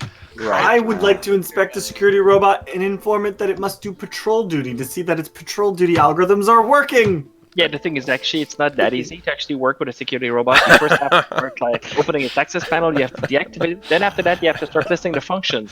Then you can actually see the list of functions and the mission. And then if you want to alter the mission, you actually have to make sure that the function is actually there and there's a marching program to actually reprogram the robot to do what you want to do. So you cannot just talk to it. Actually, I can actually just talk to it. I'm actually trained in robopsychology. Can you do that? But it's Can actually a you little do hard. that? I once performed surgery on a human's brain while one of my legs was being amputated by small creatures. I think I can handle telling you what to do. Yeah, but the thing, brother, is that I know you're better with people, but I can actually talk to a robot. I'm actually Yes, trained. no, you handle the robot, of course. Yeah, I'll Okay, handle let's the let robot. the computer guy deal with the robot.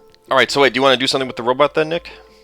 Well, first we have to get there, right? So Yeah, so you can go ahead and you head down to the section. I shouldn't say down. You over around the ring to the section because it's all on the top ring, and you're over there. And sure enough, you see down the hallway coming. You see the security robot coming down the hallway towards you. Do you just want to ask it to stop, or what kind of authority did they give us to include robots in our inspection? they didn't give you any authority directly, but remember that the head of the company gave you the passcode to basically override the robot's function. So basically, you give the passcode, the robot knows then to obey you, unless what you tell it to do conflicts with its mission. Okay.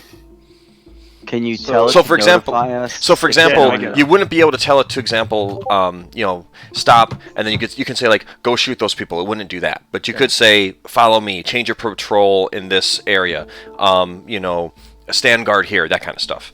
Right. Okay. So I'm gonna go over to the robot and like invoke the pass or the passcode or whatever it Hatu, is that I have Barada, Nikto. to Barata. That thing. Hatu, Barata, Necto. So, Thank you. and then I'm gonna start like kind of pretend that I'm doing like an inspection, but in fact, the first thing I'm doing is I have to deactivate it before I can do anything to it, if I remember correctly. Well, are you looking? Because right now you could order the robot to do certain things. You might not need to actually reprogram it. What is it that you want to have it do? And I'll tell you whether or not you could try to order it to do that. What do we want it to do, guys? Well, we know Actually- that the security guard has stopped this thing from patrolling. All the security guard was doing, from what you saw on the videotape, was basically just telling it to patrol a different area. Okay. Okay. So, would the security guard have known, like from the videos we saw, if the robot patrolled the original area and ignored his original commands? The security guard... No, what you saw in the video is that the security guard told the robot to patrol somewhere else. The robot then turned and went and patrolled that area, and the security guard walked on behind to make sure that it was not coming back. Okay. You do not see the security. You do not see Rathith, though. You think you'd see him around here at this point, but you don't see him. It's about the time for that spike that you saw before taking place. Oh, okay. So do we want the robot on our side then? Or what do we want to do? Oh, actually, what I want to do is I want to make sure that the robot is going to continue. Do we want the robot to go back to its original programming then? Well, currently, it's not like the guy actually reprogrammed the robot. He just overrode it for that evening, saying go patrol that area instead. If he doesn't say anything, it will continue on there. Right now, you have control of it. If you didn't say anything, it would have continued on the normal patrol route as well. Okay, what do we want to do with this robot, guys? Maybe we redirect its patrol path. We have Just it come like the with us, and security if guard. something attacks us, we have it kill it! That sounds You could actually have it come and say, you could say, like, for example, guard us, and it would do that. That's definitely what I want to do. So let's. Yes. I think so. We don't got a lot of fighters in this group.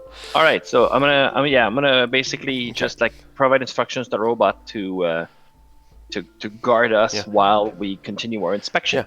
And that's all you need to say. You don't even have to reprogram it for that, because those all fall within its functions. So Right. it's like acknowledged. perfect. So then it just kind of like follows along behind you. It's like a hover robot, level 3 security guard. It's a pretty good robot. So you're going over to the janitor's closet. My precious. We should. Okay, let's go to this janitor's Okay. closet. Yeah. You go down to the janitor's closet. You go ahead and you can just swipe in with one of your cards. It gives you access to everything. Opens up. Inside you see a small janitor's closet. Doesn't seem to be anything out of the ordinary. from what you can see at the moment.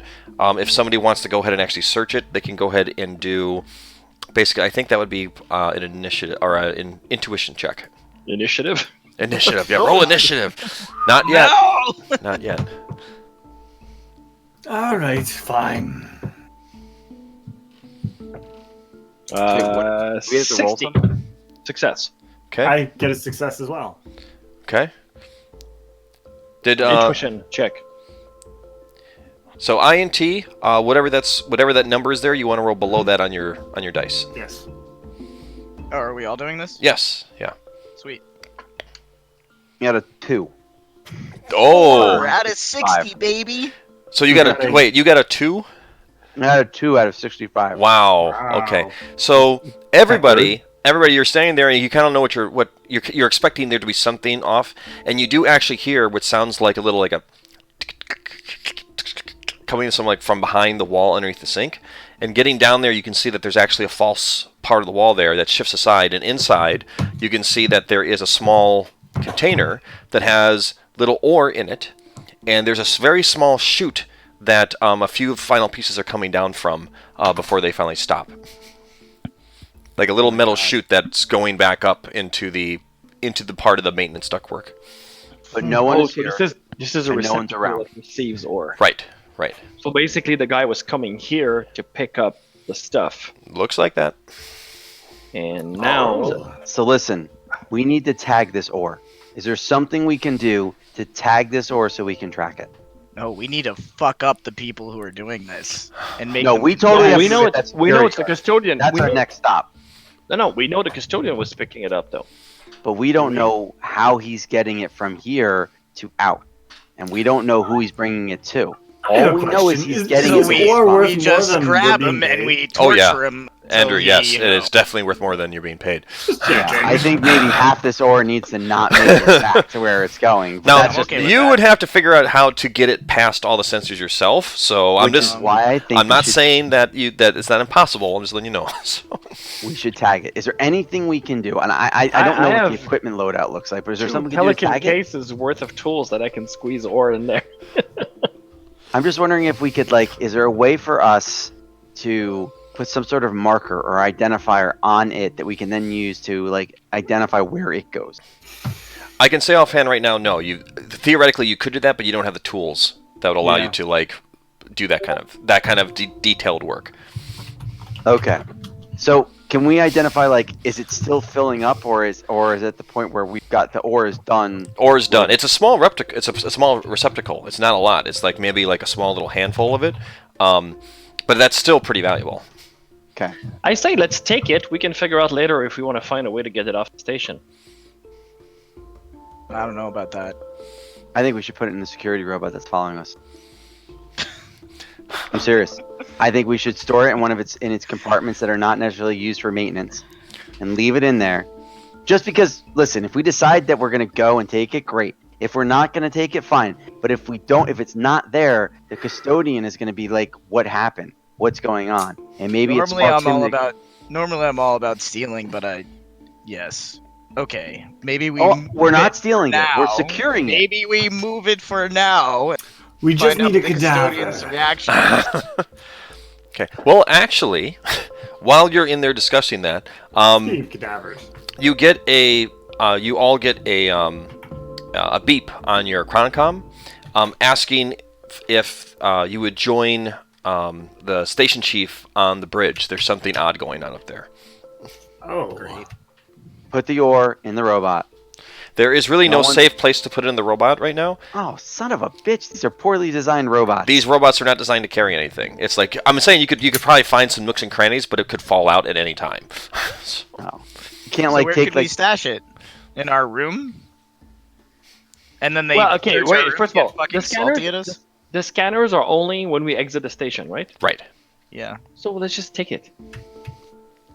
Take it and put it on our little enclave that we have right now. It's like probably like around this much. should we leave a tiny message? We have your all. We know what you are up to. We have your ore. Come talk to us if you want it back. We want a It's 25% actually not- cut. That's actually not a horrible idea. A simple and sweet message with a date and time to meet us in the bar. I like it. Si- Nah, fuck the bar. It's got to be like something less. Andrew, you're getting another message on your CromCon. Hello. Yeah, it's the station chief. Yes, did you get my last message? We need you up here quickly. Yes, I will be right there. Of course. We're on our way. I Thank you. needed. All right, listen. Grab the ore. Let's leave a little message that says, "We have your stash." However we want to word it. And I think a public place is good because we might not meet them there. But if someone shows up, got an idea, right? All right, I'm on board with that. Okay, I'm- quickly scroll the note and let us go, because they want me. There's a cadaver that needs to be checked out. Yeah, and tell them that they need to order an Endorian ale or something like that. You know, like Yeah, a like a Yes. weird specific drink. a very specific drink, and then go to a specific table. They need to order 2 glasses of whiskey, and they need Human to go Human whiskey. human whiskey. Are you going 2 to leave, glasses- Andrew, then? Yes. Okay. So All right. Andrew's on his way, and Andrew's on his way. we're Okay. leaving a note that basically says, "Order 2 glasses of human whiskey and sit at the table by yourself. Wait for instruction." Just leave it at that. Wait, it's one person ordering 2 glasses. Of All right. So back on the bridge, you two can talk about this on the side. Back on the bridge, basically what's going on, so basically it is Aches up there. I don't know, Zik, did you go with your side brother? Okay. Wait, I wanted so the to two go of with you, them. you two were talking I think down you all there. went So the with two, no, you two were talking down there about like Crap. the All right. message. So the two, you'll be up there in a bit. So the two of you get up there, and you see, they say, "Oh, we're glad that you came. Our sensors are picking up something strange." Down on the docking center in the B deck, you can see in the cameras, there is a ship that's coming in that is has a distress signal that's coming out of it, but their scanners are not picking up any current life forms on it. It looks like it. They don't know if it's abandoned or if there's dead people inside of it. So It could be robots. they wanted to know if you'd be willing to help out with your inspection skills to help out the team take a look at the ship. Sure. gonna- Yeah. We By gotta the way- fight, boys. Is it? I assume that it's common that whenever a ship has no life forms, that it would still know how to look for robots, since robots are fairly common. Sure. That's a good point. Yes. That's actually there is not any sign of any of the automations either in there either. There is. It is coming in by way of a computer program. So somebody programmed it to come in there, and it's going through the docking procedure. So that stuff is all working. But aside from that, though, it looks like it went through some sort of battle. They're not sure what's going on. This is a little bit beyond their expertise. Is it an escape pod? I don't know. No, life forms it- on this escape pod. No. And is it going to a desert? Is it a planet? ship we can take? No, it is. This is actually about like a hull-size 3 ship. It's like an ambassador ship. Do I need that's a coming in. comb? Like, I just want to make sure I'm not combing the So- desert. Like, Right. I'm gonna We ain't chronocom. found shit. I'm gonna chronocom the 2 monkeys and just Uh-huh. tell them like, hey, come over because we have to go to this ship. Well, so I tell them they're, where they're we're going. gonna go. And You're on the top ring. You need to go down to the to docking bay B, which is on the bottom of the space station. Nick, I have a bad feeling about this. yeah, me too. That's why I'm calling the 2 monkeys. They can actually help us. Who called this? Was it like a captain or what was it? Yeah, Who the called? station chief called you up Station originally. chief. Can you call security just in case? Oh yeah, security's going to be down there. We're having them Excellent. come down there. Excellent. So, you head down basically. Technically, there I is didn't a, reprogram my robot, so he's still following me, right? so we're all going to this docking bay. yeah, then. they Sounds like kind we've of been notified they do we're on ask our you way. why the security robot is following you around. Routine Oh, test.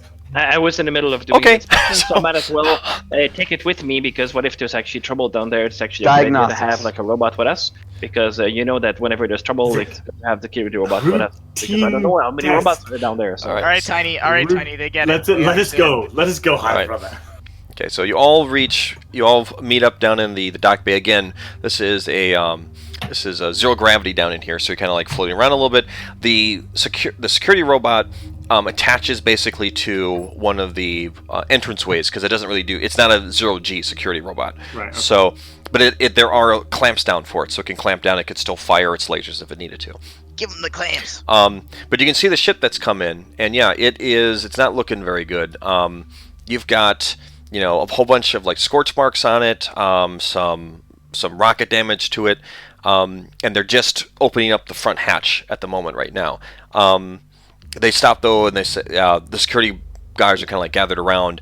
They recognize that they explain to you that this is one of the ships that's flown by the ambassador from the local planetary government that they're leasing the whole property from.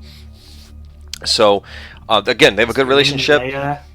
Perchance. No, actually, this was not even my mind when it happened. So, but they went ahead and they just ask if there's anything you want to do before they open up the hatch. Just confirm it's not a Corellian blockade runner. Doesn't look like it. Okay, making sure. Is there a location that has gravity and line of sight of this vehicle? No. How do we move in 0G? Do we have gravity boots or something? Like our No. magnetic boots? This is all through like handholds and guide wires. That sounds terrible. Okay. We're gonna get wrecked. Murdered. Mhm. So Well, I'm going to stay in the back and say, let's see if there's any trauma patients. so they open up the they open it up and nothing comes out. They have a couple of the security guards go in first, and they clear, come back out, and they say there's a body in here, a human body. It looks like it's the actual ambassador. That Excellent. I mean, Oh wait, I thought they said there was no life form. there's no life forms, life but there's a 'cause body. It's dead. No life sign. let me explain how this works. While a So who- computer, who's- when it's not working in optimal state, might be awake and alive and still capable of being resuscitated, these humans are weak and somewhat easy to break. Who told us? Once who you've told us that broken there was a them- body in there? They're expired. The security guards went in, looked, didn't see anything living, and came out and said, yeah. All right, so what's the group doing then?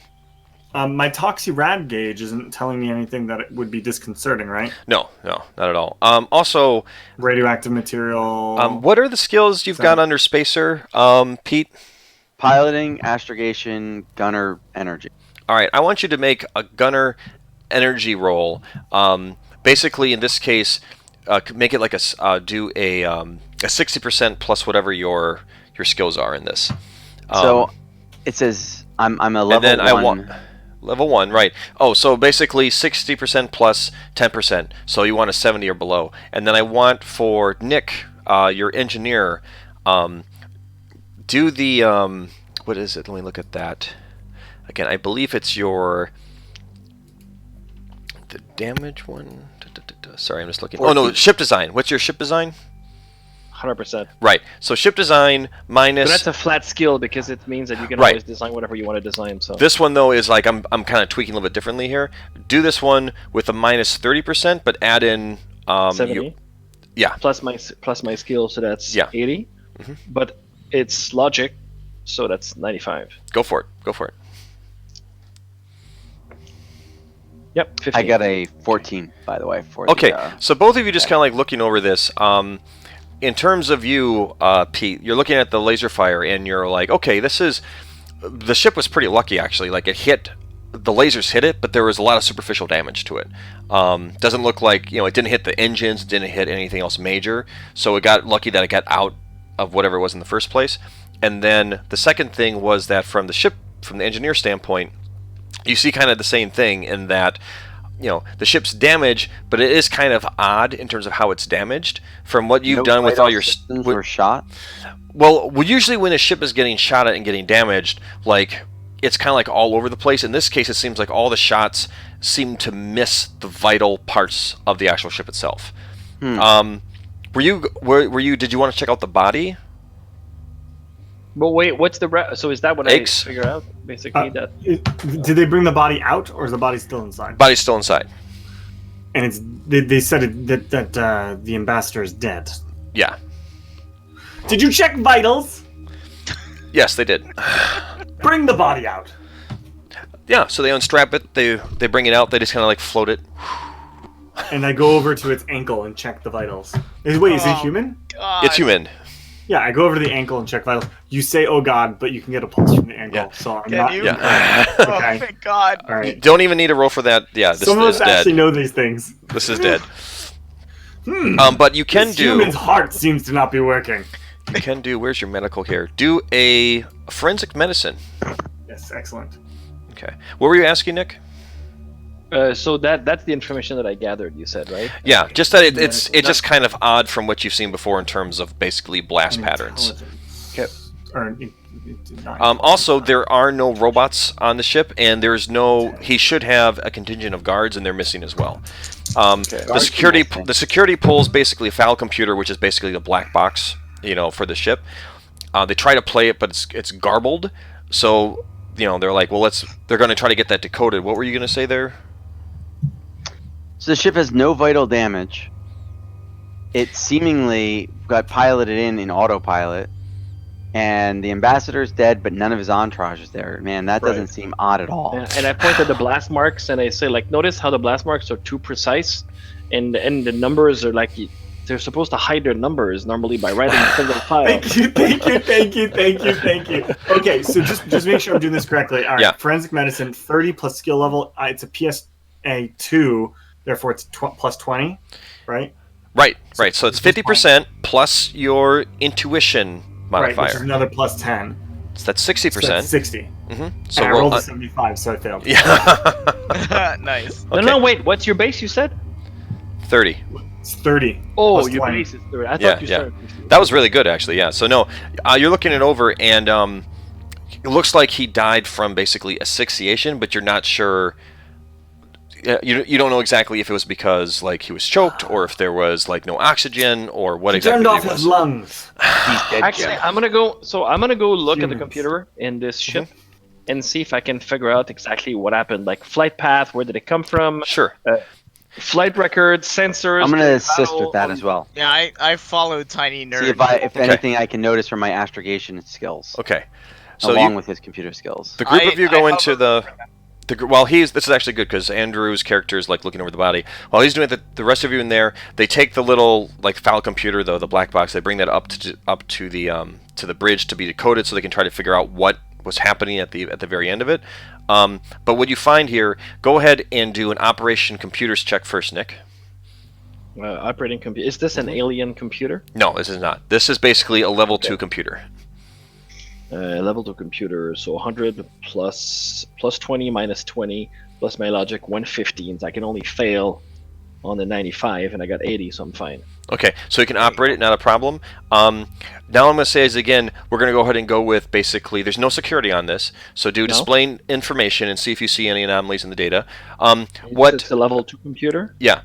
Pete and Ace, what the two of you can do, look through your skills and let me know if there's something you want to try to do with the ship. And be creative in terms of if you're looking at something with gunnery or with spaceship work or piloting, anything like that. Just kind of look at the skills and ask me a question, because this is kind of we're trying to figure out in terms of different ways you can apply your skills to different situations. You got your roll? Yeah, 42. I found the answer to life, universe, and everything. Nice. Okay, so basically what you find from it is that it looks like you don't know exactly what was going on inside the ship, but from what the computer is telling you is that somebody then basically was increasing the speed. They were looking at getting out. They had the distress signal on before they slipped into the void, into the hyperspace, basically. And then, because it was already programmed, it popped out and it came in. And basically, the flight computer finished up the travel into the space station. Thanks to our discussion earlier that we had, we now know that basically it takes maybe anywhere between 5 to 10 minutes to reduce your speed from the speed of light if everything is going correctly. So, I don't know, 10 minutes, 15 minutes, whatever it is, but it wasn't too long ago, is what I mean. It wasn't days ago. So this was fairly recently that this took place. How about you, Pete, and you, Ace? Are there any?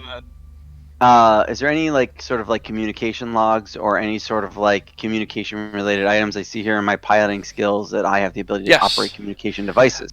Is there any way to ascertain was he communicating with anyone? Was anyone communicating with him? Do a check. Okay, so that's 50% plus skill level. I'm level 2 for piloting. And logic is the modifier. So I'm not really sure what that all ends up being, but I got a 17, so I'm pretty sure I probably nailed it on the whole grand scheme of things. So there's not exactly a log of what's being said, but there are logs of when transmissions were coming in and coming out. Okay. And it's interesting because based on what you're seeing and what Nick's character, what Zick just found out, what he just found out is that, so this ship just came in kind of recently, But the last time this device was used was like a couple days ago. The communications device. Like the last entry on it was like from 2 days ago. Ace, did you want to check for anything? Yeah, I have cryptography. So was there anything encrypted? Any encrypted messages that were going back and forth? You can't see any kind of actual messages in there in terms of the actual communications device set itself. And you don't see anything that's like written down inside of the ship itself. But can I access the messages in any communication that might be sent in and out? No, not from the communications device. That doesn't actually record any of the. It's like a regular like a radio. It just transmits it back and forth. It keeps a log of when the messages were done and when they were coming in. The computer, the file computer they took upstairs would probably have that information. It was corrupted, so they're trying to, decode it up there on the mainframe. Was there a crew manifest or something? Why was he alone? You can check for that. Yeah, actually, looking around, you do see that. Yeah, he should have. You find like some information there on the computer. He should have been traveling with his usual contingent of bodyguards. This was basically four bodyguards. Any missing escape pods? Don't meet for life either. So yes, and they don't have. There's no sign of any kind of like a struggle inside of the ship. Like seems things are kind of a mess, but that's probably because when it was like flying around. And any missing escape pods? No, there were. In this size ship, there are no escape pods. Are we able to Let me rephrase that. where it In came this from? style of ship, there are no escape pods. What was that?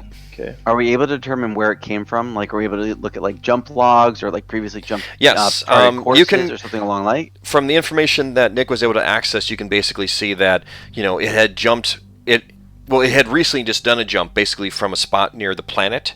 Remember, they were said that this area was being leased out to the Pan-Galactic Corporation. So the ship lasted a jump from basically coming out of the planet, which is pretty standard if he was coming here to actually talk to them anyways. But according to the flight logs, the last time the ship took off was again from like a couple days ago. I imagine a couple days ago it would have taken off and jumped probably within the same day. I can't imagine it would have taken it would have multiple days to get here. If things go in a normal order, it would have taken off, and then shortly thereafter, it would have actually made the jump and gotten here basically within the same day. So the jump occurred recently, Yes. And that's when they first noticed it. So the ship has been flying for a few days and just recently jumped. Right. The ship left its port a couple days ago.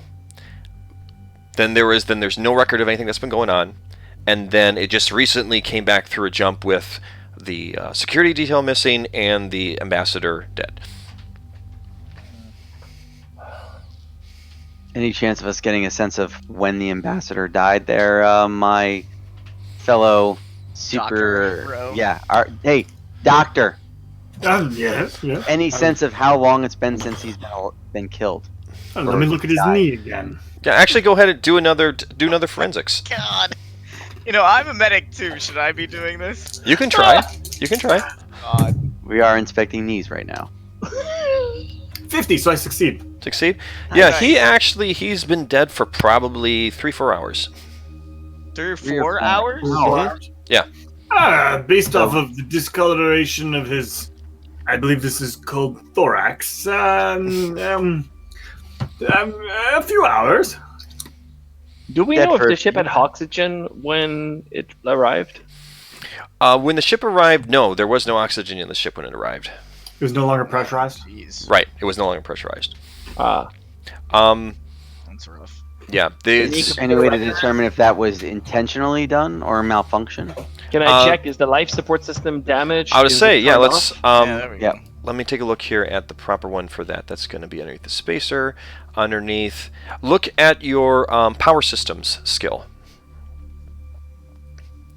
Oh, I'm sorry, not the power systems. Structural engineering skill, because that's got like the mechanical stuff underneath it. Yes. Okay. All right, Tiny. Figure it out. All right. So 50, 65. Yes, 42 again. Okay, yeah. All the answers. Looking through this, you can see basically what it is it takes you a couple hours basically to go through the ship, but you actually do find a hull breach in the ship. What's strange about it is that the hull breach was not caused by any attempt by laser fire or rocket fire from another ship. It looks like the hull breach was made from the inside of the ship. The call is coming from the inside of the house. Is there a weapon? What kind of weapon was it? The kind of weapon, that one you would probably want to actually go ahead and have someone with a weapons skill, military skill. Who has military skills here? Anyone have military skills? All right. Why don't you go ahead and do a let's see. What are your military skills? My military skills that I have right now are beam weapons, melee, espionage. Oh yeah, you've got them all. That's right. I forgot. That's right. It's PSC. I want you to go ahead and actually do a. Let's see. I tell you what. Roll half your dex plus your skill level, and then I'll tell you what you find out. Oh god, what is half my dex? Half my dex plus my skill level? Mhm. Alright, hold on. I'm math inept, so bear with me. So half your dex plus 20. Plus 20. So rounding up 58. So let's see what I get. Oh no. Oh no. 83. No. It's hard. No, It's no. it's hard to say. You think it was probably made by a bean weapon or a really strong sonic sword. You're not sure. Shit. I tried, boys. Point is it was an internal weapon. Right. That there's And there's nobody here. right. Yeah, it's weird. Right They now. gotta be on the ship. It's Well- coming from inside the house. Yeah, it's no one's in there now. It's entirely possible somebody made it in there and then left the ship. Plotted the jump and left Right. after they were done. What did they take? Looking at the ship's manifest, let me just do a quick check here. So if there was anything that they took, it wasn't listed on the ship's manifest. There doesn't seem to be anything, like there's nothing written down in terms of like briefcase or, pile of jewels or, special computer that's missing from the ship itself. So they just fucking jacked the crew up for no reason? Question. Weird. Is there any way, can we ask the station administrator how often the ambassador visited or how often his ship visited? Yeah, you can do it right Like, through can we your. get some, You can do it through maybe your some more CromCom. information? Yeah. Cromcom. What do you want to ask? Yeah, so She's like, yes. What can I do for you? aside from maybe finding out if we, could have some time later to talk privately, I'm wondering if What? there was a schedule of how often the ship arrived here at the station. Specifically, how often did the ambassador come to visit? She responds in terms of we can look up the exact details for you, but generally he showed up usually once a month or so just to see how things were going, but he didn't come out here on a really regular basis per se. It wasn't as if all the payments that we made to him were done directly to the bank on the planet itself. And Right. one final question. Would his ship be subject to the exact same scanning parameters of all other ships leaving the station? Oh yes, most definitely. That goes without. Everyone has to go through the exact same scanning pressures. As she's talking to you, there's a flicker of the lights in the station. As the emergency lights come on, like basically the lights go out, emergency lights come on. We're fucking up, guys. We're fucking some shit up, guys. I don't like this. Can we repair the ship that we're in? No, it's like in. Well, let me put it another way. It's not that. You got the hull breach you'd have to fix. You probably could do that. The outside has been beat up pretty badly. It's just that there wasn't like a decisive blow that destroyed it. Another way to put it is this: like hull ships have what they actually call hull points, HP, which I think is very cute. This one basically has one left. Like if you bumped into like a fleck of paint in space, it would break apart. There's that ship is docked there. There are the two other ships that are docked next to it. Those are the assault type scouts that I told you about earlier. Jackpot. Oh, I forgot those. Okay, so what's going on with the lights? Oh, what's her name? Thorm was like, every now and then we get these weird glitches. I think the subsystems have gone down again. Like we should get it back on soon. Right now, basically, if she just tells you basically when this happens, because they've been doing all these upgrades to the system, the main lights are out, so now you're into sort of like just kind of like a dull, like darker emergency lighting. All the automatic doors are no longer working. The shuttles aren't working, so you're gonna have to walk back up to the spokes. so Are the it's. scanners working? She says, "Oh yes, the scanners are on a separate closed-off system, just like the oxygen production and everything else. So what is actually down right now? Sorry. Main lights, automatic doors, shuttles, mostly a lot of ease of use things in that sense. Nothing that would be actually like crippling to the space station. Okay. They do ask. Oh, that's right. They do ask. They do ask if Zik might be able to help out. They saw that he was pretty good with figuring out the computer stuff earlier. Oh shit. Sure.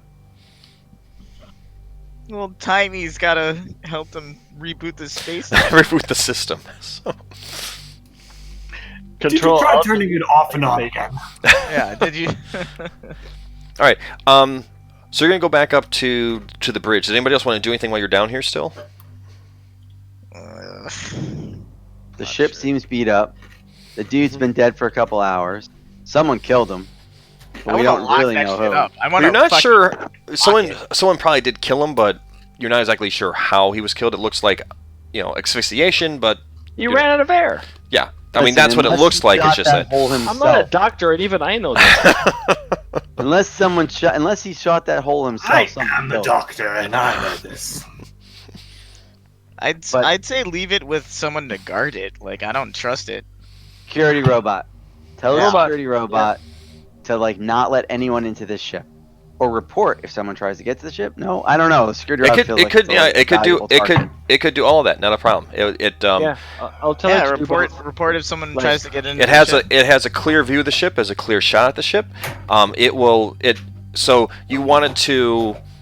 It has like a Tangler. It has Tangler grenades on it, so it can try to fire Tangler grenades to stop anyone from getting the ship. But then you also want it to notify you directly. You directly if someone tries to get on the ship. Notify Sure thing. me directly if anyone but the four of us, tries to get to that ship. Okay. Yeah. Question: Who still has?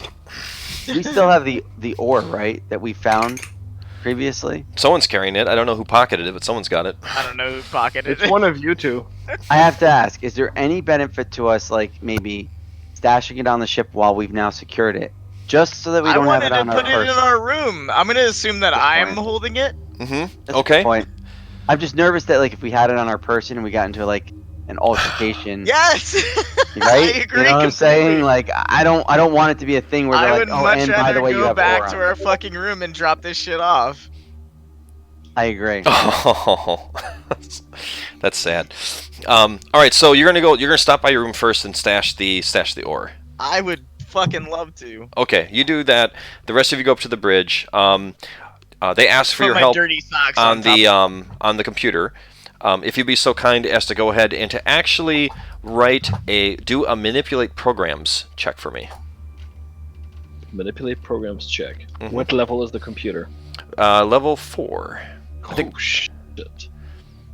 Rip. Okay, so 50, 70 minus 40, that's 30 plus 15, that's 45. Dude, stack injection attacks, you'll be good. And 83, I failed. Hey, Okay. baby. It's pretty rough. It's like, it's a mess in there right now. Like, you're not sure what the hell somebody did, but it's pretty bad.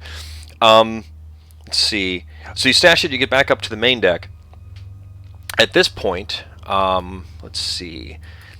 Now basically there's another loud that goes down, and this time all the lights go off, except for the emergency yellow flashing lights that start going on around with like a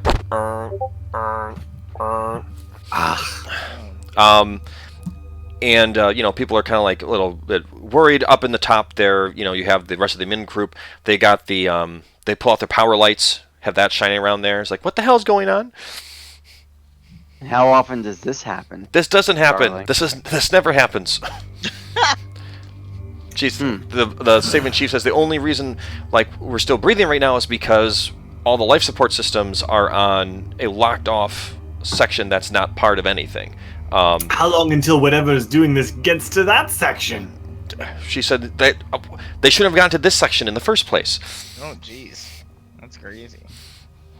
So is the computer broken something, or what's going on? The computer is not broken anything that you know of. You can try another manipulate programs if you want. Because that's a new problem, right? Yes, this is the new one. Okay, so what was my check again? We said manipulate I think it was 45%. 70. I could attempt to 70, control the infection. 30. but Oh, it doesn't apply. So not only and as you do that, so it's like all the main lights are off, like all the doors are down, the production is completely down, all the security robots are shut down, all the station defenses are shut down. Everything is shut down aside from just the bare minimum you need to survive in the space station. Yeah, I rolled a 94. Okay. I hate to jump on the bandwagon, but I've got a bad feeling about that. Yeah, feels bad, man. It's like every time we play, somebody has to say that. You know? I think I look to my compatriots, hopefully in confidence of being like, I think we need to find a way off this station. Something doesn't feel right. Like, we lost I love the me, fact. we lost I love the fact you're saying that secondary power. in like almost the complete darkness with just the flashes of yellow light going on, like everything can be shut down. It's like something's not right about this. Okay, so Yeah. but the thing We is, need to go. if we go take one of those ships that we saw in the hangar, can we just tow back up my room first because I have to pick up my cases? I agree. And let's get the ore. So Let's get the frack out of here. Like, or maybe what we should do is just go back and secure the ship to make sure that no one takes, advantage of the ambassador's ship. ambassador ship is actually in let's pretty see. bad shape. I don't think they're gonna win. I can't help. There's I'm- nothing I can do to solve a dying ship. I'm unfortunately useless. I'm gonna go ahead and actually bend things a little bit here because I don't know, and Nick, I'll be interested to see if you would do this too. Everybody, I want everybody to do an intuition check. Because we've been failing all of our rolls. No, this is something completely different. This is something completely different. Intuition. Okay. Intuition. No bueno. Nope. 0-4, so I'm good. Okay, so we've got John and Zick, the two of you. As you're there and you're all like wondering what the hell's going on, and you're thinking about how the hell to get out of here. Remember, you're on the bridge, so you've got that plastisteel that's up there. You actually see the glint of something far out that seems to be getting a little bit closer, but you can't really tell what it is offhand. But it's outside of the station approaching us. Yes. A ship. There's another ship approaching. It could be. It's hard to tell from your current vantage point what you've got at the moment. Like, Is there any kind of sensor still functioning? there aren't any sensors that are still functioning. Although, if you want to, you could try to jump over onto the sensor array and see if you could get something on that up and running. Sure. So while that's occurring, I'd like to just ask the station commander, listen, there's something. I don't know what it is. And this Station time, defenses are do down. a repair check on it. A repair check. Mhm. Still level 4 computer. Mhm. Man, these. Oh are no! advanced computers. No, this is level 3. This is level 3 because this is the sensory array. Oh, baby. Okay, so 60 minus 30. That's 30. So that's plus 15. So that's 45. Jeez. No, repair. We said, right? Yeah, repair. Oh, repair. So 40. Yeah, 60. Yeah. So 40. Nope. Okay. Get it like in there, but the problem is that you can't get quite enough I'm power. really sorry, guys. This doesn't really happen to me before. I swear to God, this has never happened to me before. This doesn't happen to me. I don't understand. This is actually very complicated systems, and they're all falling apart around me, it's and I'm fine. just It's- up right now. It's probably 50 years old. It's not your fault. I looked at the station commander and asked her, listen, in the event that this ship that's coming in is hostile, She said, "Ship? Do you have What any- ship?" well, whatever that is, that's outside. So she looks over there and she's like, "What the hell is that?" Yes, exactly. So tell me, what type of base defenses do you have that are not associated with this space station? Do you have a ship? Do you have something that we could use to help defend the station in the event that this is a hostile? She says that the only thing we have are the two ships stationed at the bottom. We have the assaults out. We have the experimental model that has more armament, but it's experimental, so that's still going through tests at the moment. But we Does can't get them out until the computers come back online for the docking programs. Meaning we can't open the docking bays? We can't What about- decouple them from the docking program. You should have a policy of having one of those out and about at any Okay. given time. How many people does the experimental ship hold? It holds about 12. Perfect. Does Listen, it We have need to guns go. on Let's go. Zach, go, we're motherfucker. gonna go down and hack the shit out of that docking ring. Okay. Farian, we're gonna holocron him and tell him to bring your shit down to that ship, including all other things we might have found. Let's fucking go. Okay. This is my thought process: is that if that guy is hostile, we are screwed. We are literally a sitting duck. I can fly anything. Let's get down there, see Let's if we can go. get out there and quote defend the station. At that point, I'm like, let's go. there's some flickering as some of the emergency lights come back on. And a Okay. couple of the sensor arrays start to click back on. Some power is returning to the station. I don't What give is a the shit, ship? Let's What is go. the ship? Sensor array. What is the ship? Okay, you're looking at the sensor array. You try and bring it up. This looks to be a pretty large light cruiser, but it doesn't look like anything you've seen before. Some of the security robots are coming back online as well. Pete, you're muted. Wait, why were the robots No, out? no. I just The mouthed that. These You're robots were tied through like the central computer in terms of like what do you call it, communications or that kind of stuff. So it's not that they ran out of power. They're shut down of power. There was something that happened that basically had them shut down. Now that the power's coming back on the main computer, they're coming back online. Okay, all right. So I feel bad about that. And I need everyone to roll feel like- initiative. Oh shit. How do we do Wait, that? how do you roll initiative? All have right, no idea here we what that go. process looks like. Here we go. So basically what's going to happen is that you have one person who's going to roll initiative for the entire side. Oh yeah. And then you take basically whoever has the highest initiative modifier and you add that. The person who rolls does not have to be the person who has the high initiative modifier. What's the dice that you roll? A D10. Everything is D10 in here. God. One no, but it's not a D10. D100. It's a D10 for this one. No, I understand. Right. I only have +5 for initiative modifier. Same here. 8. What is the modifier based off of? It's It's on your reaction speed, RS, Reaction speed, speed divided by 10 rounded up. Lol. If your reactions. Oh yeah, no. Mm-mm. It should be a number 4. next to yours too. 4. That's good. That's good. But you've got a 5. Whoever wants to roll it, it doesn't make a difference because It's Pete. It's I have an Sean, 8. basically. you have an 8. I have an 8. All right, go ahead and roll That's D10. Okay. Oh yeah, he's a pilot. Of course, his reaction. I rolled a 2, so I guess that's a 10 in total. God, that's horrible. 10. That's okay. You still beat the security robots that are going to attack you. Nice. Mother- There are 2 of them. God. There are 2 of them, and they are In moving this in. But so what we do now is that now the side that loses declares first. So the security robots lost first. Their goal is that they're going to move into point blank range and fire upon the head of security and the station commander with their built-in laser pistols. Is Farian with us? Because he did go to our room. I'm just wondering, did he end up joining us? Yes, now that everybody we're- is there at the same Yeah, time. I'm there. Yeah. Okay, good.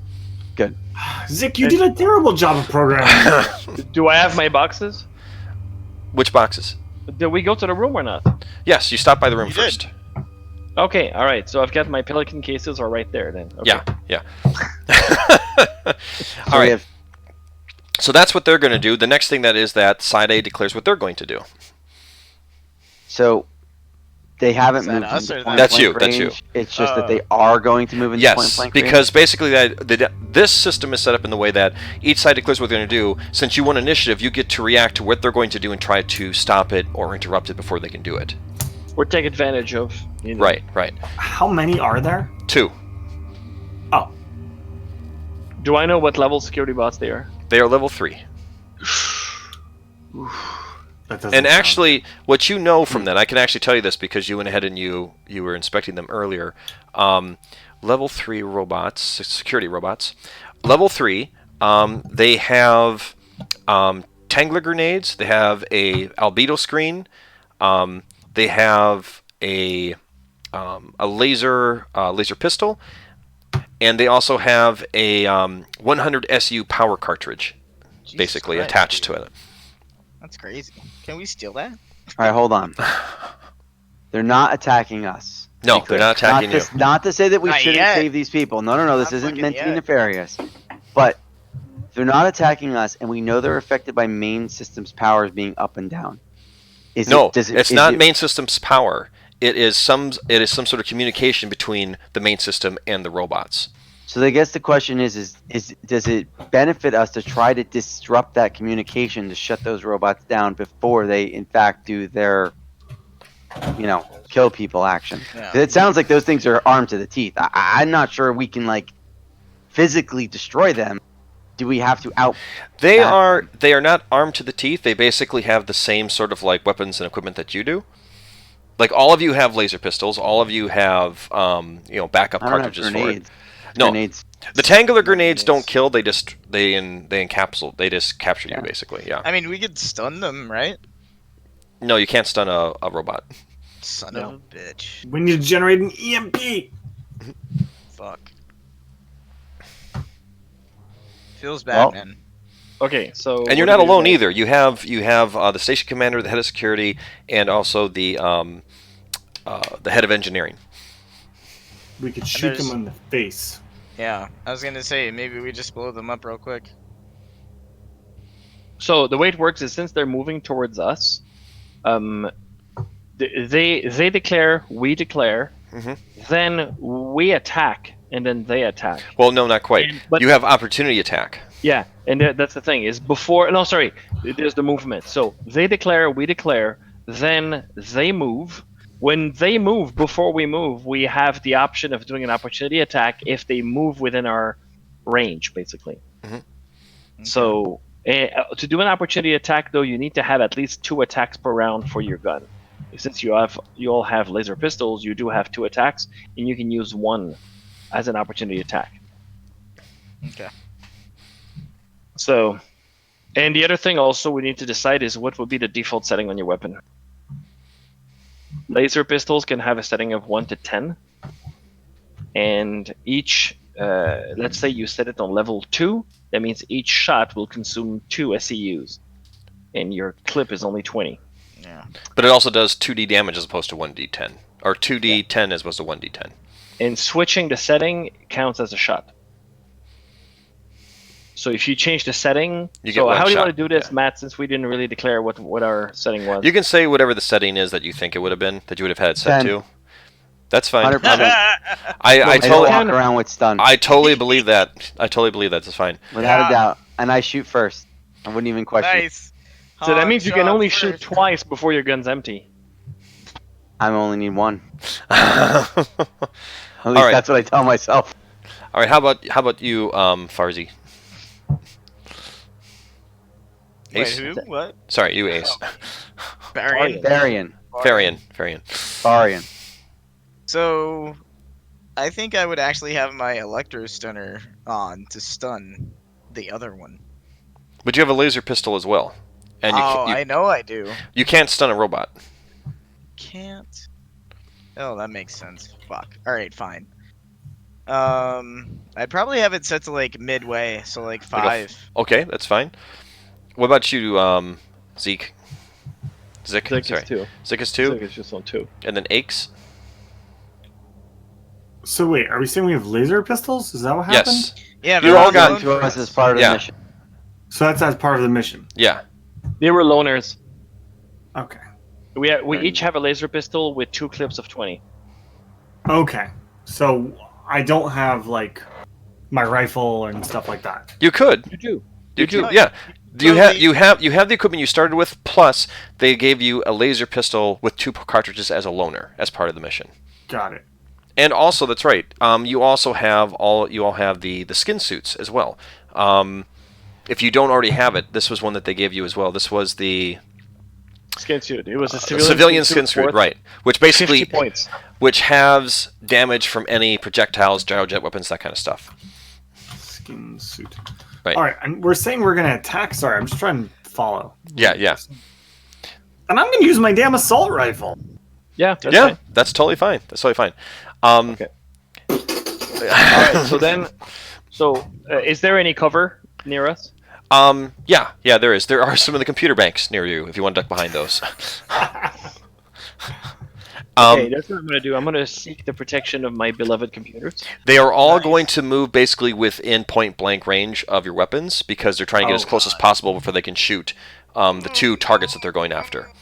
Feels bad. Oh, I forgot. I wanted to go ahead and actually roll for the other group. Okay, they are before the security robots too. Okay, all right. So what the captain and others going to do? They're also going to take a shot at them as they move closer, and then duck behind some cover as well. The computer banks will give you hard cover as well.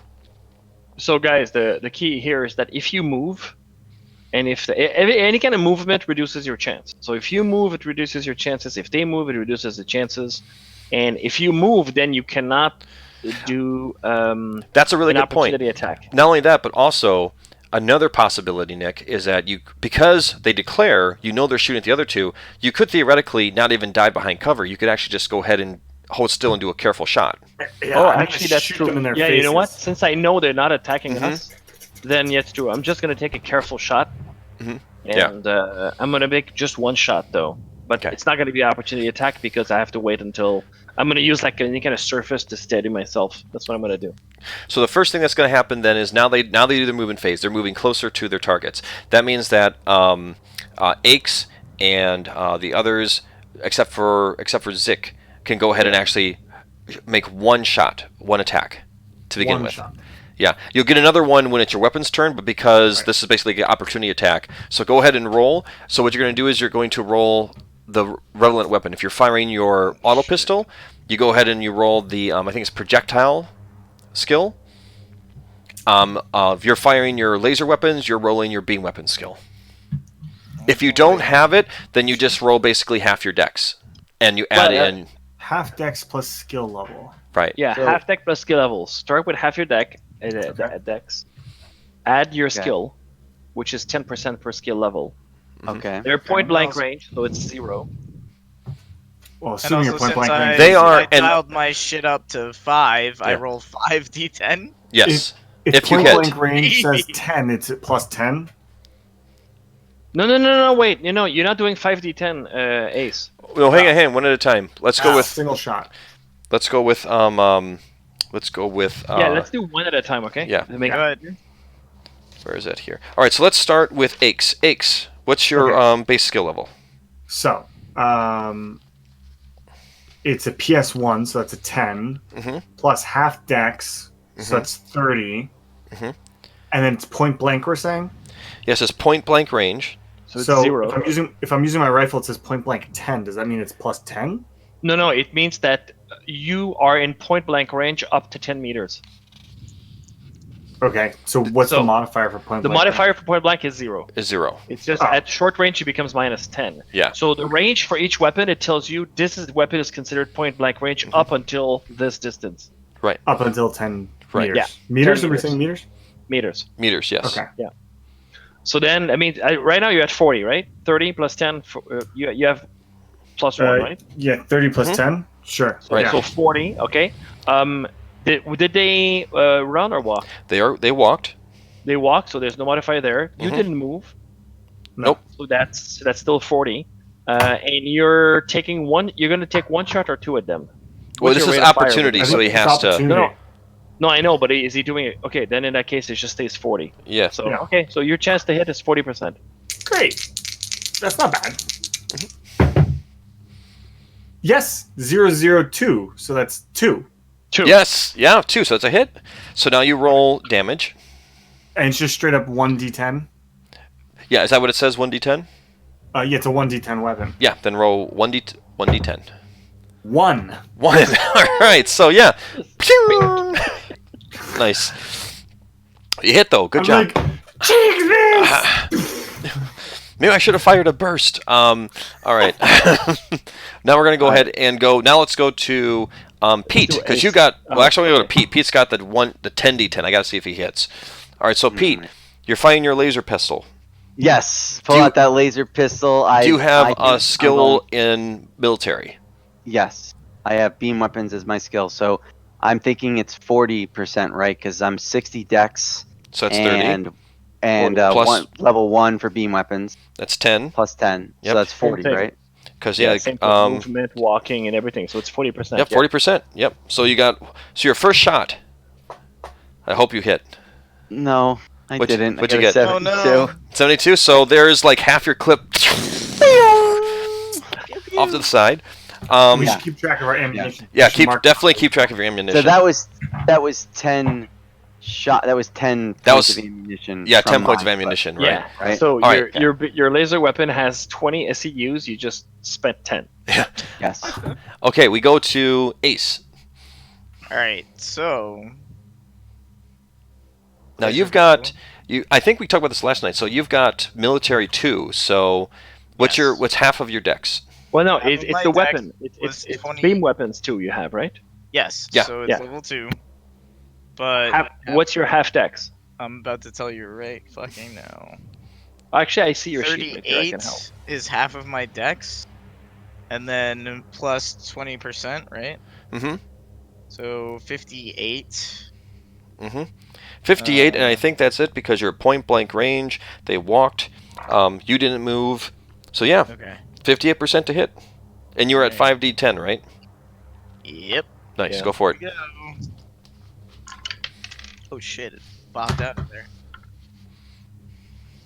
Oh god, I can't add. Oh, 18. That's a hit. Nice. Roll 5d10. Wow. Alright, there we go. Oh shit. Here we go. Should I have used this laser? Is the laser awesome? This is holy shit. Okay, 14. The only thing with the Depends laser if is that have you beam can weapons. 15, you can crank up the damage really high. 22. But if you can't hit, it 30 doesn't help. damage. 30 damage, nice. All right.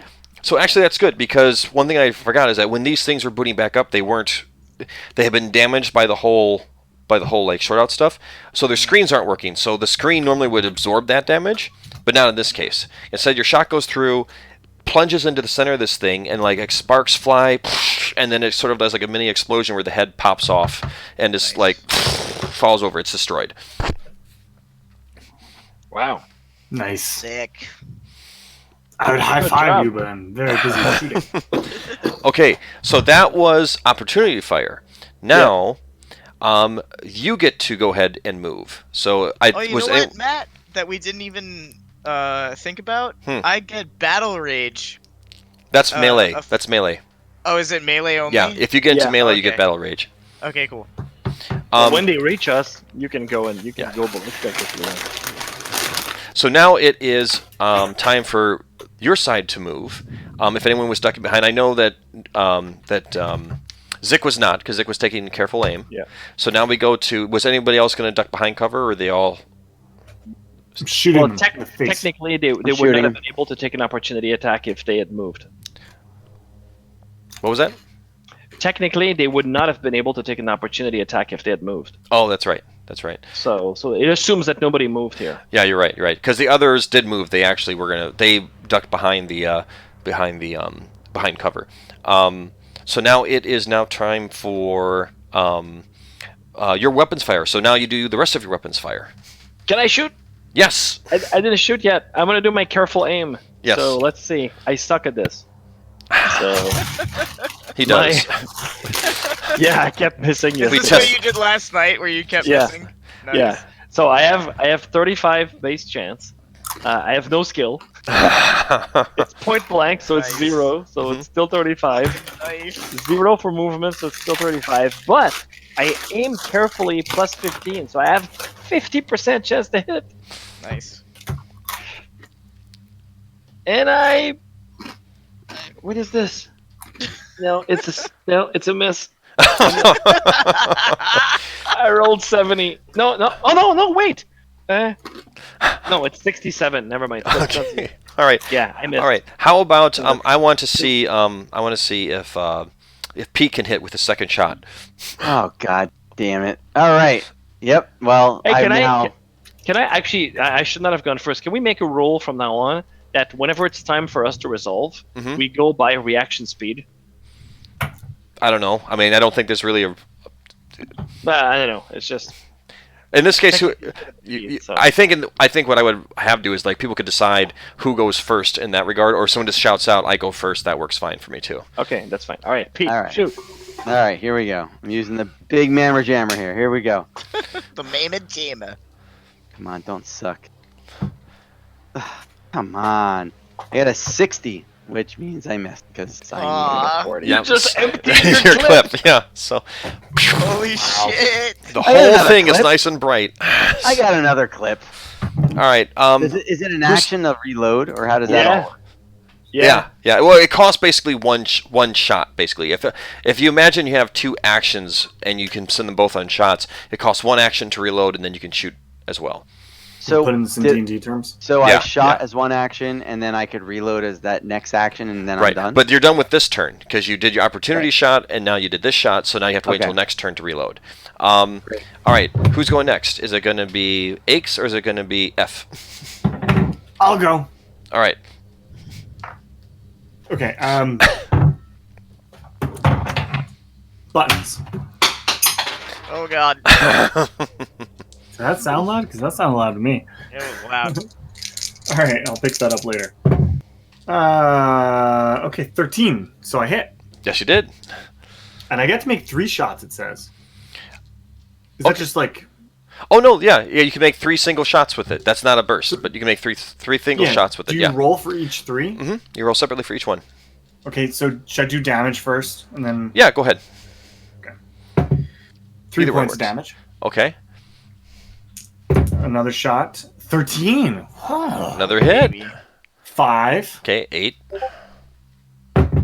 and Read the chat. 44. Wait, what did I say it was?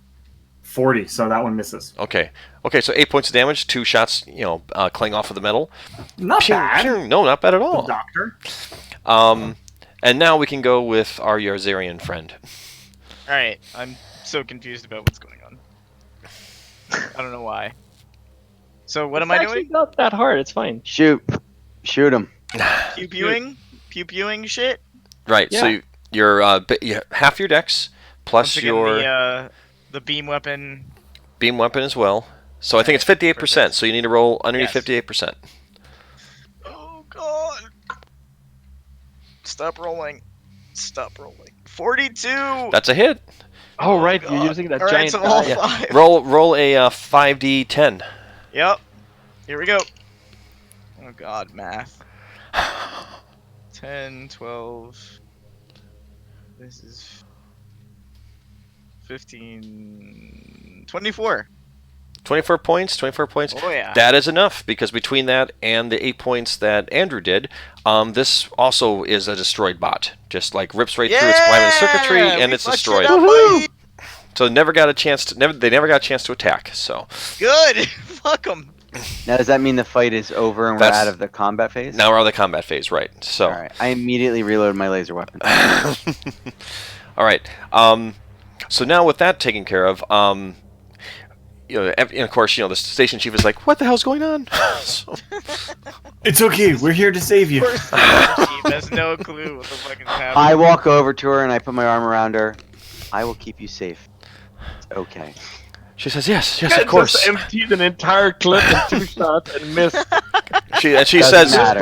she says, There's probably Doesn't a matter. whole breach on the She's- station now because of that. she says, Kind of a- she says to you, "Yes, I can tell your compatriot there. Excellent shots." yeah. He's I go he's over great. and headlock He's Pete. great. Would you like to get I a go drink headlock now? Pete. No. I pull out the Yes, laser pistol on 100%. you. You try to headlock Um, me again, I might shoot you in the toe. Zick, You go ahead.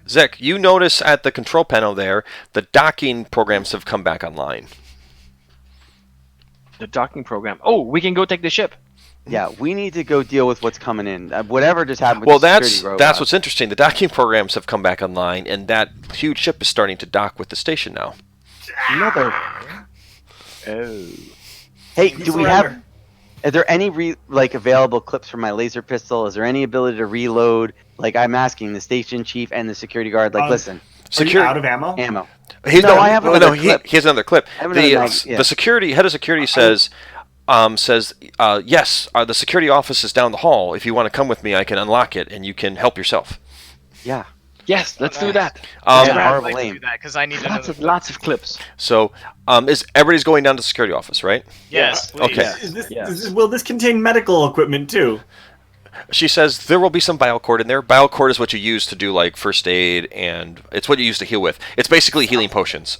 All right. You know, I will. when someone gets shot in the foot and their heart stops. Yeah. Yeah. Or you can also use it to get high. So. So you go ahead and This is called the foot. everybody goes running down to the goes running down to the station. As you come out, it sounds like there's just all sorts of stuff going on. There's a whole bunch of laser shots, a whole bunch of fire, a lot of people screaming, yelling. You see some dead bodies in the hall. You hear some robots off in the distance. You just don't see any around you at the moment. So all the robots are enemies now? You don't know if all of them are, but you can definitely hear that a lot of them are firing on the station civilians. What about my Sick, pet robot? What did you do to them? Your pet robot, where was your pet robot? Was Guarding the ship. that's the one that's yeah. down below. You left Yeah, it down yeah, below. Yeah. So you don't know. You'd have to see. Okay, that's good, yeah.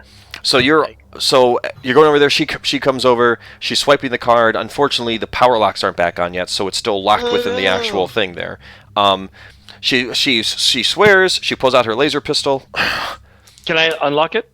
Before you can, she blasts it open. Oh Jesus! Just pulls it out, cranks it up, knocks it off there, Woman in flies off action. there. People can help themselves. There, you can't carry everything, but each of you can quickly grab like 5 clips Oh, nice. for the laser. I like it. Five 5 20 clips. SUs. Got 5 of them. Meanwhile, you start hearing What about medical equipment? medical. Yes. She points you over to another locker. She says, "Shit." She fires again, blows off that lock too from about 10 meters away, or 10 feet away. I'm gonna go back to English really quick. That one opens up, and there's about 6 doses of biocord in there. Biocord. Biocord. Court. Court. Got it. CORT.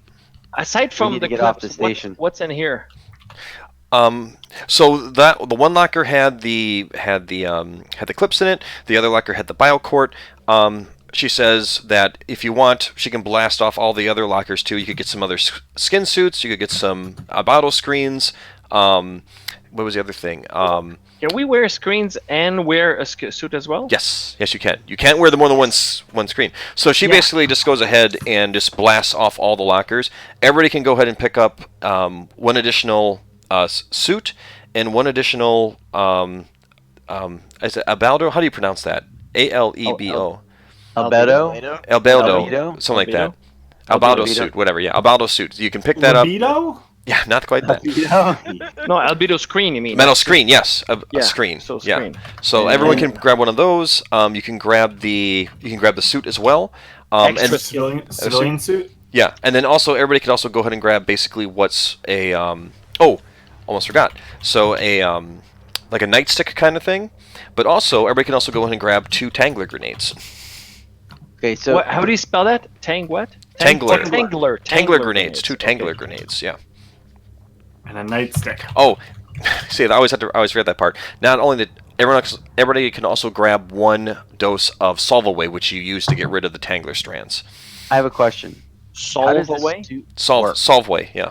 What was that? Solve away. How does The the suit work? The screen. I mean, The screen like, basically- In here I see. The screen plugs into a belt pack or a power pack, which unfortunately there aren't any there right now, and that basically absorbs laser damage. So what you're saying is we have the screen, but no way of powering it. Right. Okay. We have clips. The clips don't power it. I think you have to plug it into a belt pack, right? I can check in the meantime. Yeah, go ahead and check. I think you have to plug it in Okay. the belt pack. I will. And then would we so? Do they have belt packs? No, they don't have any additional belt packs. You could rig one, right? I will say this. If you run and you see a dead guard, you're more than welcome to try to take it. Aha. How do we know they're dead? Humans, so deceptive.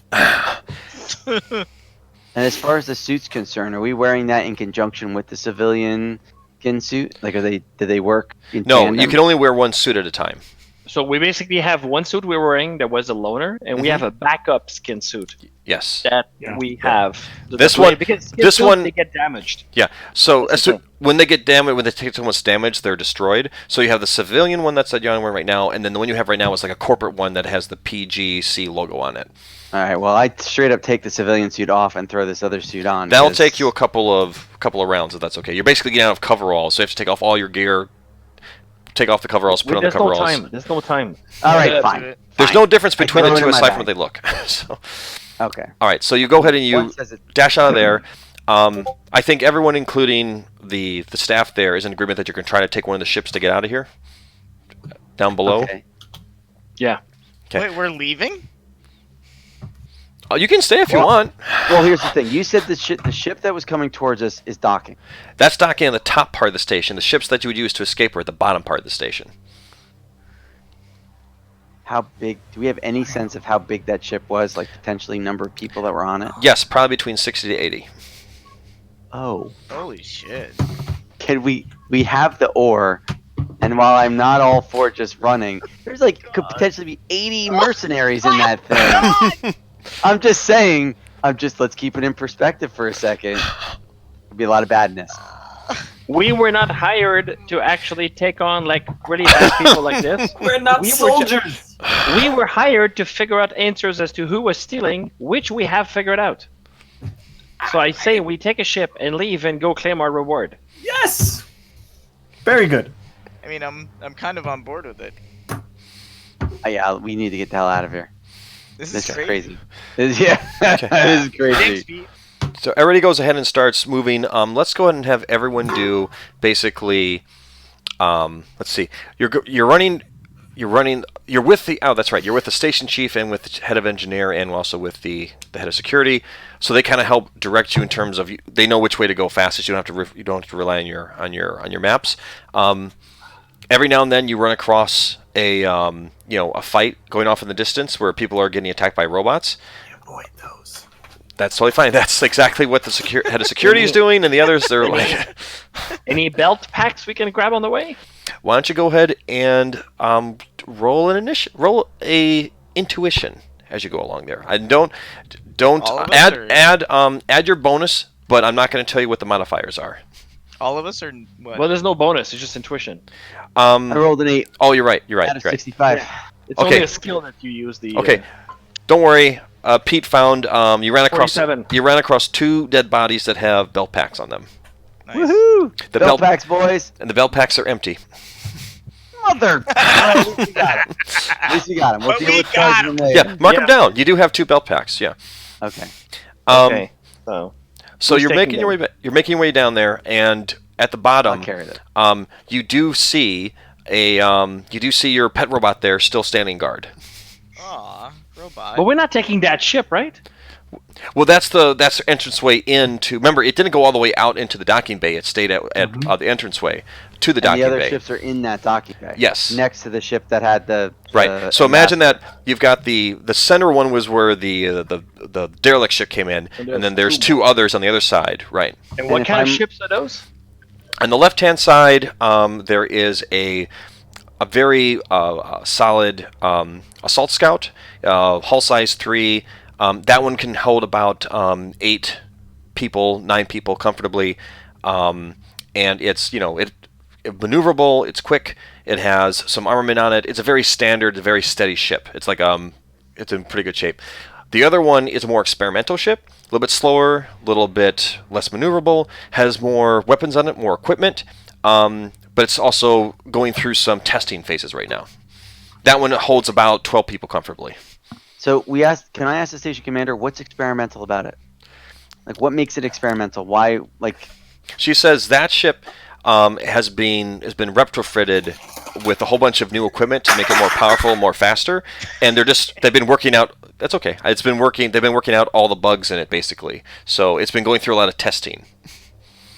So not experimental in terms of brand new. That we're gonna get the fuck out of here. Oh yeah, they're down Can we with it as take well. The station commander with us. Well, she's planning on going. Yes. Nice. Okay. Nice. The station commander, the head of engineering, and the head of security are all planning on leaving because they also see Oh, that we got a this is. Scotty, and we got a fucking O'Brien. We got a fucking. I'm Scotty. Yeah. We got Scotty. We got Scotty. So my question to the station commander, to basically the people that know about the ship, is which is faster, and are we what's the level of risk we take by taking this experimental ship? All right. Is there a reason why we take one versus the other? Because The head of- the fastest ship. Head of engineering says the assault scout's the faster ship. The other ship it's basically I think the class classified as a yacht. The assault scout is called the pit diver, and the yacht one is called the siren song. The pit diver. Yeah. I mean, if you don't fly the pit diver, I don't know what we're thinking right now. Pit diver. So that one, diver it is. that one is slightly faster. The other one has more weapons and defenses. Fucking pit diver, and then we upgrade it later, bro. Is there anything that we could grab off the experimental ship? No, or anything no. You pick one and you go. Let's go. I Pit vote diver. pit diver. Pit diver. But let's Holy make this a diver. fair democracy. What does everyone else want to do? You're the pilot. Ultimately, it's your decision. Pit Then diver. I am moving to the pit diver, and I am Oh, yeah. jumping into the cockpit. It's like we're Oh, not let's going to be go. as recognized if we take this like Okay. other experimental wait ship. until So you see run my by flying the skills. this robot does not actually attack you. The one that you Awesome. had said that you said is to wait there. So Can we just bring it with us? And I tell it to come with us. it's not a 0G robot. You're in 0G right now. We But fucked. can we like? If you Let's if pull you it. want, you can do that. It's gonna take you some extra time to pull into the ship. I think we should bring it. I know it's want a gonna take robot. time. That's I totally want a fine. robot. That's totally fine. Yeah, Totally fine. look, I'm on board with having a robot. Let me have Let's- both Pete and Nick basically roll 2 strength checks for me. Oh well, that's It's like, weightless, so it's not like you have to lift it, but it's in terms like of maneuvering. two wet noodles carrying the damn.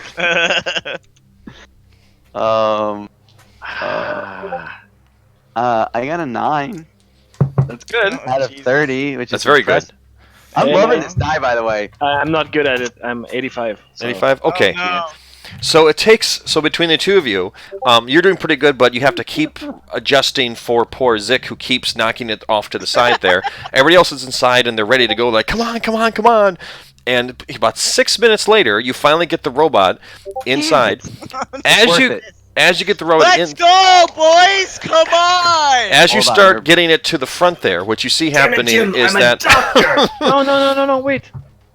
what you see happening as you bring it in there is coming through the entrance where you just left. You see 2 figures coming. They are not bipedal. They seem to be some kind of a snake creature, but they are wearing some type. They're wearing some kind of No! Look at metal what you've armor. done! Hold on. Hold on. They're wearing some kind of metal armor, almost like a power of some kind, and carrying 2 weapons that you don't recognize. All because you needed a robot. Coming in through one of the other entrances is actually Razis, the security guard. What a fucker! Hold on, he He's- might help us. He's coming in, and he's like wait for me, and he launches himself Bastard. towards the ship to try to get there before these things can attack him. Can we shoot the guns of the Can ship I at the two grab him guys? by the No, neck? the ship's not on yet. They both fire at him. One Go of them power the ship. Go power the ship. One of them actually hits, and you see basically what looks like his flesh disintegrate inside of his actual clothes, and then the suit Fuck just you, floats asshole! That's what you by get. itself. At this point, you now have the robot inside the ship. And you see, like, while he gets disintegrated, there's 100 credits that keeps floating. Over Fuck off! All right, are you closing the door? Or are you going to keep it open? That's well worth my 100 credits. Wait, he got shot, right? Yeah, Yes. shot and Closing the door. yeah, shot Disintegrated. disintegrated. Yeah, We're getting the Disintegrated. hell Close the out of here. fucking door. And my robot is inside, right? yes, it's inside. Fuck your robot. You close it, you lock it up. Fuck your robot. Oh yeah.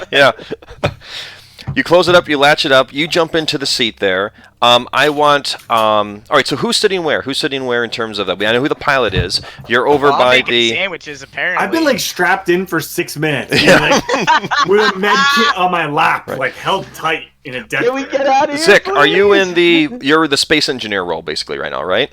Yes. Okay, so what happens then is that the station chief is taking up the astrological spot, and the head of engineering is going to take up the. Did you say Um, astrological? I know I keep mispronouncing the dang He's thing. reading our chart. Yes. Yeah. So something good, something Yeah. bad will happen to you today. She puts that down, and then she goes and actually looks at the star charts to go ahead and actually get you out of there. And then the head of security sits down at the gunnery rocket position, and the head of engineering sits down at the gunnery energy position. So I need for the engineer to go ahead. I want you to roll. Oh, wait,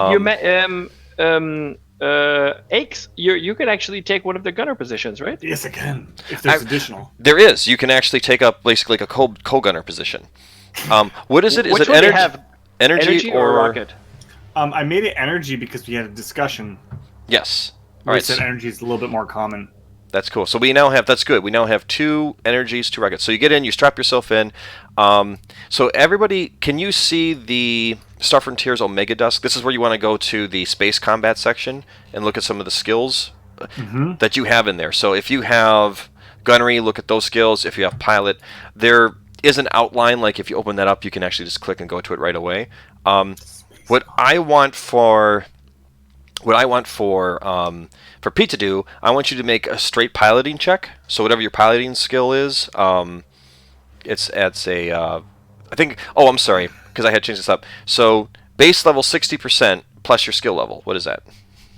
Let's see. So my piloting skill, I'm level 2. So that's going to be 20%. Right, So and then I think its 63, reaction speed is my skill level, right? Mm-hmm. Screen is that on? Hold on. Sorry. What are you looking for? Your reaction speed is 75. Yes, 75. So So what's the bonus for 75? Is that like 15? 15, yeah. 15. So 15, 35. So basically, don't roll a 96 or better. he's ready to roll 100. I rolled a 52. 52. Okay. 52. You Oh, get the boy. ship up and running. Engines are going. I want I need for Zik to go ahead and roll a computers operation, and this is a computer level 3. Operation computer, so 100, 120, minus 30, 90. Okay. So, Wow. yes, I've got a 17, so I'm good. Okay. Docking program is released. You are released from the station. You're now backing up and floating off. I start to feel very nauseous. Now we'll go ahead going to the pilot. Go ahead. Arian, sandwich. Go ahead You're and the sandwich you go maker. ahead and I don't pull feel away. so good. The way that the space travel works in here is that you basically need to get up to light speed or 1% of light speed before you can slip into the void. What the station head is doing, she's just going to use the last programmed command for this thing, which basically will take you back out towards. It's another star system, Solar Minor, where they were doing some of the last refueling with it. So they don't have to. She doesn't have to spend 10 hours to go through this stuff. But she's setting the plot for that. As you leave the station, let's see who's on engineering. You are, I think, right? Oh yeah. So I want you to look at your computer skill, and I want you to do a. Which one is that? That is going to be display information. Okay. Computer level 2. Computer level 2. Is it 2 or 3? Earlier it was 3. This one is a different one. That was a docking program. You're looking at a scanner program. Oh, it's the program level. Well, it depends. I see what you mean. No, you're right. It is 3. Computer level, not program level. Yeah, it's computer level. But display information is computer level, yeah. So when it's a program, it's different. So, yeah, 80. I'm good. 80. Okay. You see No, on actually, that screen. 08. Even better. 08. You see on that thing, as you're pulling away from the station, the light cruiser, a hatch opens to the side, and 4 fighters are coming after you. Look at Pete. Oh my god! Sorry, it was really short-lived here. I could only get it so quickly, so I'm working on it. It'll be better next time. All right. So there's 4 fighter pilots coming out. Good lord! Yep. Evasive maneuvers. 4 fighters coming in. All right. So we're gonna do a quick little space combat here for everybody. We need for the pilot is going to start out by basically going ahead and rolling initiative and adding your initiative bonus to that. Okay. That was 1d10 plus 8. 1d10 plus 8. Got it. So that's 4 plus 8, 12. 12? Okay. You go first. This is going to work very similar to the last one. The fighter pilots are going to say what they're going to do. You state what you're going to do. What's going to happen here is that you are currently, basically, imagine you're on a hex field. You are currently 4 hexes apart from each other. Okay. They want to close to within 1 hex so they can fire their rockets at you. Okay. And basically that's what they want to do. So you would still get the same opportunity fire as last time. Only in this case, they're coming from behind you. So the laser battery, which is in the front where Andrew is, unfortunately cannot shoot at them. You'd have to turn around to be able to fire at them with that. You can fire on them with the 2 rocket assault rockets that are a part of the ship. Those are both on the sides. What has the better range? Those rockets or the frontal lasers? The rockets are everything's in range. The laser has it's called range diffusion. It actually gets weaker the further out you get. Right. So actually, the rockets would be the better for this one, in this case. But of course, since you're in space, you could theoretically keep traveling at the same speed, flip the ship, what I'm thinking. and fire all of your weapons. Everything. My nervousness is that if we let them attack us from behind, they could take out our engine. I'm not a big fan of that idea. Nor am I a big fan of slowing down. So here's how it works. What's going to happen is that they want to move close. Each player basically gets 2 actions again to spend in combat. So if you decide you want to flip, you could spend 1 action to speed up to get even further forward, and then flip the ship. There's actually a skill for that. It's called flip. Yeah. Really? Yes. Then Andrew could take a couple shots. He could do a couple different things as underneath the gunnery skill, and what was it? And then the rockets could also fire as well. So yes, that's exactly what I think I want to do. Go ahead. I'm just a little confused about one thing. When you said like every player gets 2 actions, are my engineering actions part of that, or is that separate? Because I see there's a separate phase for repair at the end. No, so how does it work for me? If you look underneath the do I have the space combat section? Where is that? There it is. Underneath Turn order. Not turn order. Further down, player actions. There's a whole bunch. There's pilot. There is gunnery, all gunnery. And at the bottom, engineering. List. Yes, so you can do that all during this time. So, for example, you could say like, this is how I set this up because I like the idea of everybody working together. You could say first, I'm going to go ahead and do Scotty it, which basically means I can add 1d5 to the ADR. That's how fast you can move. So you could do that. Then, if the pilot then goes ahead and decides to accelerate, he adds that 1 ADR to his acceleration. Okay. Then he can do the flip to turn around for the gunners to fire. Okay, what about the repair part, though? The repair part, that also costs an action. So you could actually do Scotty and then you can do repair. That only comes into play when you actually take damage. When you do the repair... repairs are still part of my 2 actions. Right. It's at every 3rd turn, you basically make a separate roll to see how much you're able to repair. When you do repair roll, you're generating repair points, basically, and then every 3rd action is when you actually spend those points to see what gets fixed. Okay, because before... so what are you doing, Pete, then?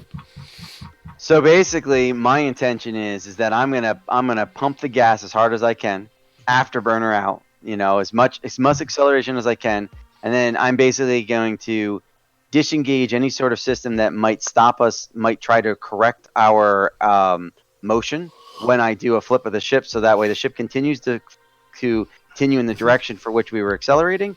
Then I'm going to flip it around and basically bear all our guns directly on those 4 bad boys that are coming in on us.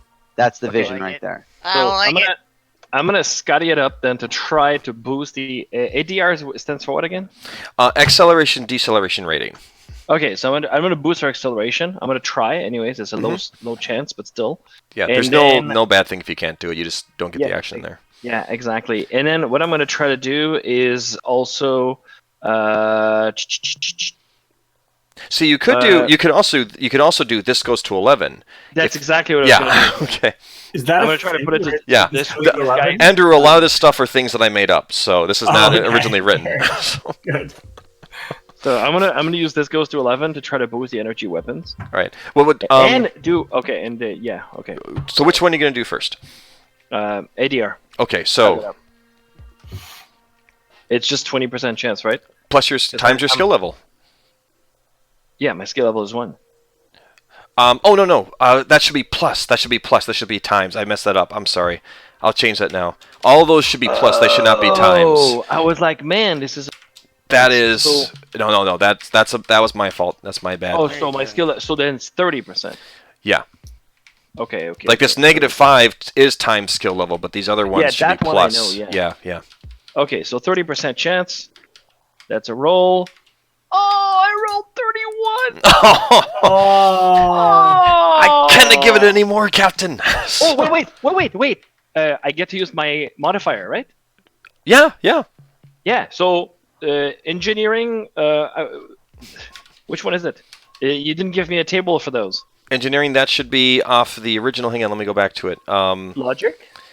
Engineering. Because my original one were basically mostly all ship design was logic, damage control was dex, Yes, it should be logic. Yeah. stress analysis was intuition, power system structural is logic. Anyway, so it's logic. Yeah.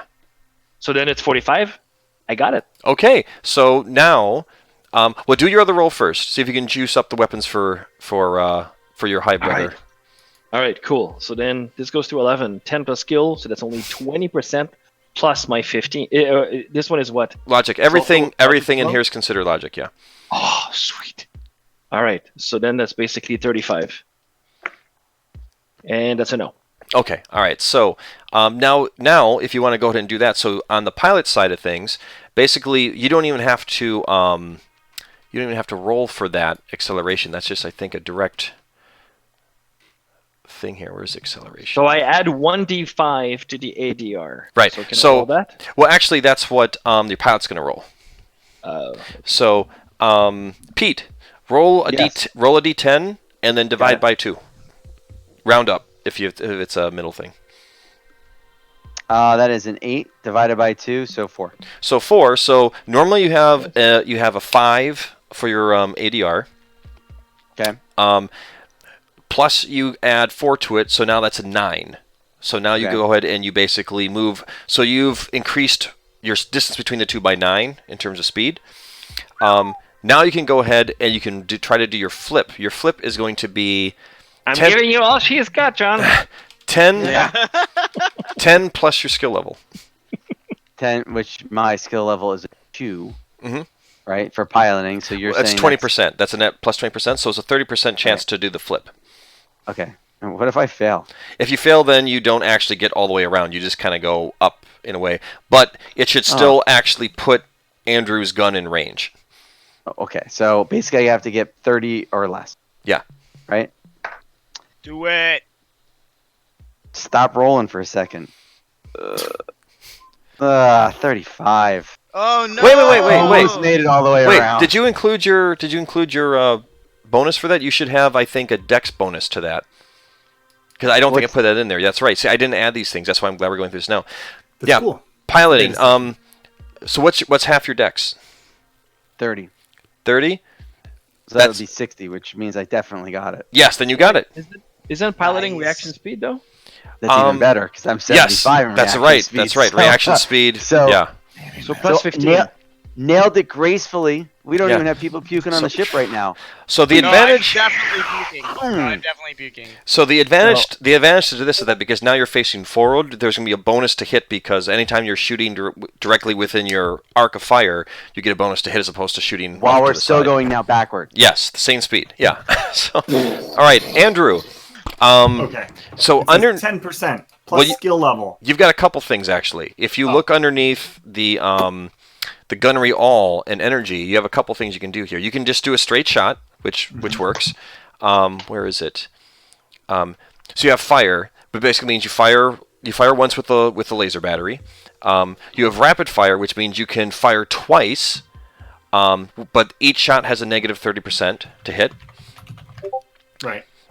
You can also go ahead and do a called shot at a specific location on the actual on one of the actual ships at a negative 30%. How many ships did you say are 4. pursuing us? There are 4. You can, and then you can the only one I would consider right now is overcharge, which basically would allow you to add 1d10 to the damage of the shot, but a failure would result in weapon damage.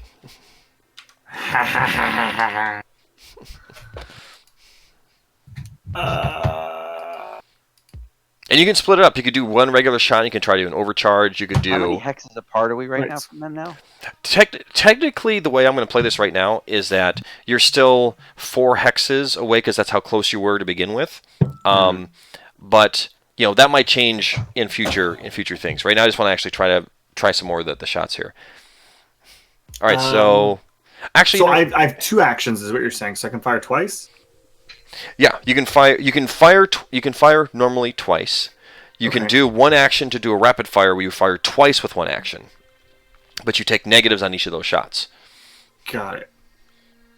So let's see. So I'm going to fire. Mhm. So I'm gonna do can I do a rapid fire and then an overcharge, or is this like You can do that one too. regular? You can do that too. And there's a separate set here. You're firing your it's a laser battery. Okay. Minus 30% though. That sounds terrible. It's pretty rough. Wait. So I'm no. I think this might not work. Actually, I don't think I can actually do this. So Oh, because no. for energy weapons, it says 10% plus skill level. So that's 10% plus 10. That's Not- 20%. No, not quite. In the gunnery energy weapons, that's for are you looking at the which are you looking at? Oh, that says for calibration. Right. No, in this case, see, you don't have it right now. There's a list of I have it right here. There's a list of each weapon has a different percentage to it. So, firing on these ships, you have a 60% chance to hit. Okay, so I have a 60%. Oh, I'm chance sorry, to a 65% chance to hit. That's your base chance. 65%. Plus your dexterity, half your dexterity. Okay. I mean, I would think so, Nick, because you're still kind of like firing weapons, and So where does the 65 come from? that comes from the back of the Nighthawk's book. Each weapon has a bit different base to hit chance based on the defense of the other ship. Wow. That's Okay, so high. 65 plus half So dex crunchy. plus 30. Oh, but you know what? You're right. One thing I did forget is that when you're firing this, you're 4 hexes away, so that's another negative 40%. So you start at 65 minus That brings me to 40%. 55. This shit is so crunchy. So I'm at 55%. Okay, Holy god. for just the standard shot, right? Uh-huh. Okay, so you can fire twice then if you want. I'll just fire twice. I don't want to do any more math. No, but it makes Do it, bro. It bro. makes sense that it starts with such a high number because you do have a penalty for the range. So Yeah. otherwise, it'd be impossible. All right, first one's a hit. Okay, Yes. And then Both- second one is also a hit. Wow. And these Just are- a hit. I got 52. oh, and these are both on the same fighter, right? Yeah, assuming the first shot doesn't destroy. No, you have to declare both shots before. Oh, I do. Yeah. Yes! Okay, got Alright. it. So roll twice. 2d10 6 combined. combined. All right, yeah, you hit it, and it's pretty badly damaged. Not destroyed just yet, though. Like you cursed them shear out. down you shear down both sides of it. It's rattling and shaking, but it is still coming after you. I cursed them out, which kind of sounds like this. Fire the rockets! Whoever's Yep. shooting rockets. The rockets are being fired by the girl. She's just going to fire twice. Oh, that's a miss. Oh, that's another miss. Wow, that's pretty rare Come for on, her to I did all the miss. damage. They don't even have to hit Yeah. them. They just have to be close enough to like wiggle one wire free. And All right, so now they finally get to go ahead and actually fire back on you. They've already closed Oh no! up there. They're going to fire their rockets on you. Let's see. They've I'm got to making go ahead. quesadillas in the back. I don't think you're moving around that much right now, unless you're flopping around the back of it there. Oh, I'm like about to vomit, but I'm making quesadillas. It's okay. Assault rocket, 60%. Remember, there's no gravity plating or anything in this ship. Yeah. Wait, really? Yeah. No. No, No. we're in weightlessness. You should be strapped in right now. Pressing the quesadilla to the pan. All right. Let's see here. So 4 rockets are coming at you. That's a hit. That's a hit. That's a hit. All right. 4 hits. Total Okay. party kill. Let's see. No. This is gonna be this is the fun part, because now I get to go to this. All right. So one of the rockets. Let's see here. Okay. It's one of the rockets is actually a drive hit. You lose half your total ADF. Round up. So you had 5. You now have 3 ADF as base. What's ADF? Acceleration deceleration factor. I thought it was ADR. No. ADF. So what's ADR then? 47. Hang on a second. 47. Oh, it's another drive hit. That is another. You lose another ADF point. Oh no, maybe it is that. Hang on, but anyways, a 70, which is a weapon hit. Oh, the laser battery is damaged. It's not working anymore. My laser battery? Your laser battery. And then the last one is a straightforward hull hit for 11 points of damage. Woo! You have 4 points of damage left. Oh, we're so dead. Not yet. Can I repair shit? Yes, you can. You Can have I repair shit? Yes. you have a couple of options with yours. You can actually well, let's roll for initiative first. Oh god. Again. Yep. You roll at the start of each turn. Oh wow. That's 16. weird. Makes sense. I rolled an 8. 8. I got 8. All right, you win again. All right, so here's what's going to happen now. Now, they're going to go ahead and just try to stay close and try to blow you up with the rockets. Up to you what you want to do in return. Awkward. Okay. So what you just said is that our ability to accelerate is down to a 2. Base whatever 2. That actually correlates to. Base 2, Does right? that mean, like, are we able to ascertain if they are able to are they faster than us at our current situation? Yes, they are. And has our acceleration that we originally generated, has that helped us as far as distance is concerned? No, because they're matching you right now. So basically, they're going as fast as you. So with my super acceleration I gave, they matched us. Yeah, they caught up. Well, no, let me take that back. They didn't catch up completely. This turn, they'll catch up because they can go 4 and you can go 2. How far away are we right now from each other? You're 4 away from each other. 4 away from each other. So are we able to repair as an action or multiple actions to get our speed back as an option? That is an option. So a quick question, Matt. What was our distance before the start fighted? What was your what when you started fighting? The fight started. What was your what? What was our Distance. distance? The distance when you first started was 4. 4. And then in that first round, they went 4, but we went No, 9. they went 5. They went 5. And we went 9. Leaving us 4 different. So then that means that the distance should now be 8. Okay. That's a good point. Okay. Right? Yes. Yes. Yeah. Because we're all going in relative distances here, right? Yes, you're correct. So, I mean, I know now we're slower, but that round we still did 9. Yes. We did 9, and they did 5, so we gained 4. 4 plus 4, 8. Mhm.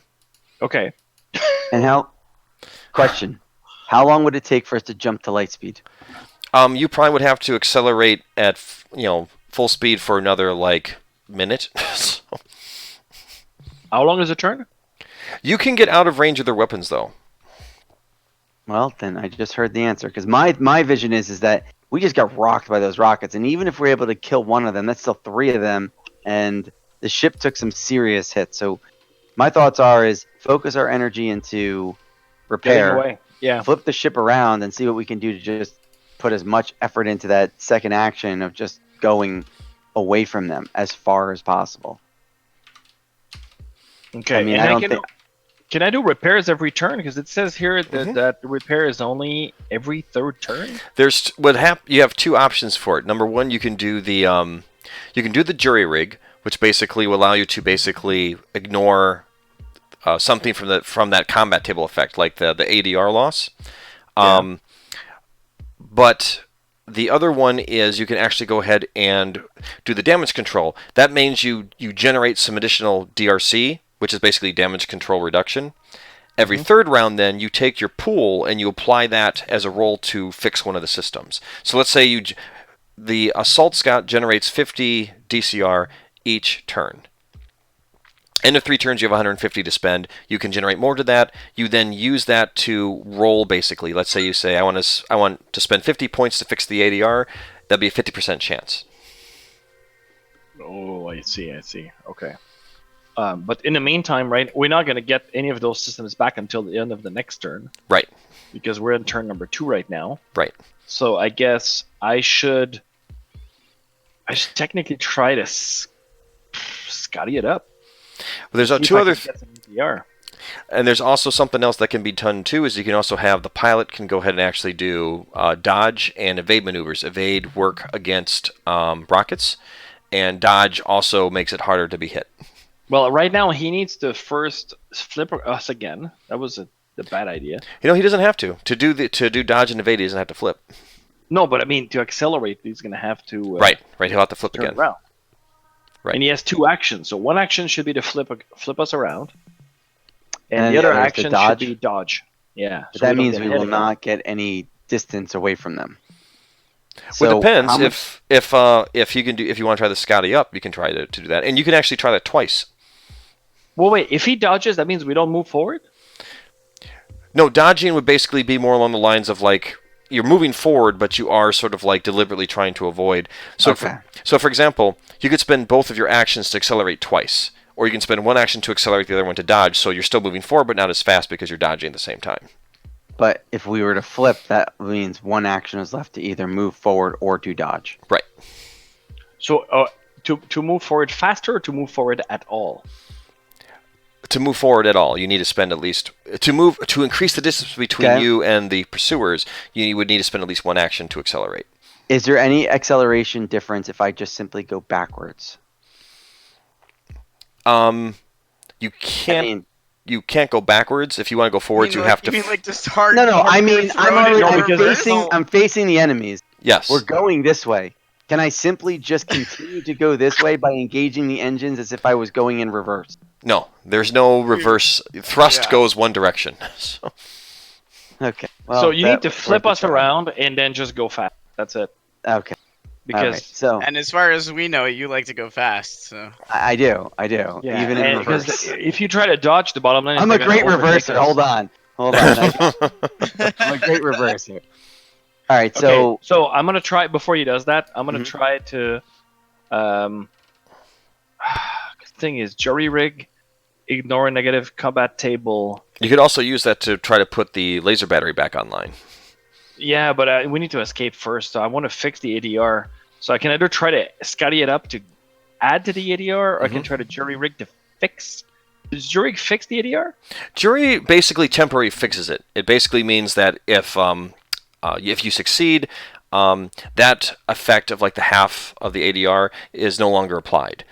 So you get back more ADR that way. The downside is that if they hit you again and it does damage, it's permanently destroyed. Right, and this is only 20% chance to do, whereas scotty it up, I have 30% chance. Plus my 15, that's 45% chance. Yeah. So you know what? I'm gonna scotty it up. That's gonna be one of my actions.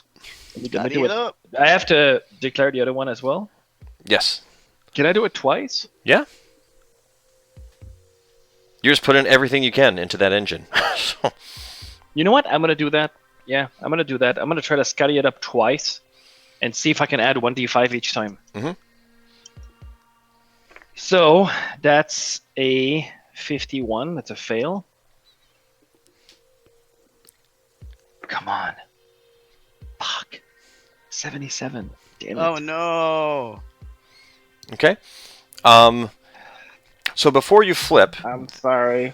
that's all right. Before you flip, I'm so the sorry.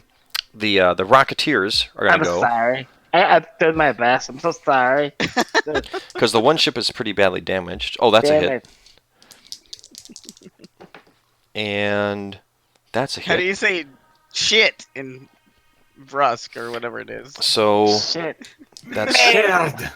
okay. Merde! No, that's Elvish. All right. So the head of security, who's on the rocketry, fires off 2 rockets. They both hit. The first one finishes off the one that Andrew had already hit earlier. Oh That's shit! what's it. Takes that out, NPCs! and then the second one NPCs! also takes out another pilot as well, because rockets do 2d8 or 2d10 damage, and these Holy fighters shit. only have 8 hull points to it. Holy So shit! that's why when I was like, oh, Andrew only got the 6 it was like combined. Oh, okay. So 2 of them are destroyed from the rockets in place. Holy shit! so now we have 2 left, 2 left. and it's up. which It's we your have turn now. No weapons to fight. So basically, our choices are No. turn You and run. Yeah, the laser battery is currently offline. And we have no way of repairing it. Not at least this point in this time. current round. Right.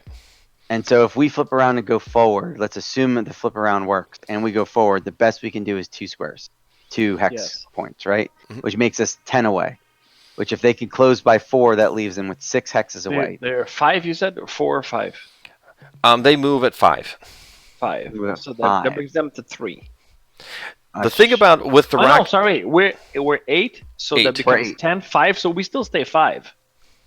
And what type of range, is there any penalties for rockets at a range of 5 that we benefit from, or is it just really? yes, hoping because shitty you reminded rolls? me of this. This is they move. How far away are you now? You're 8.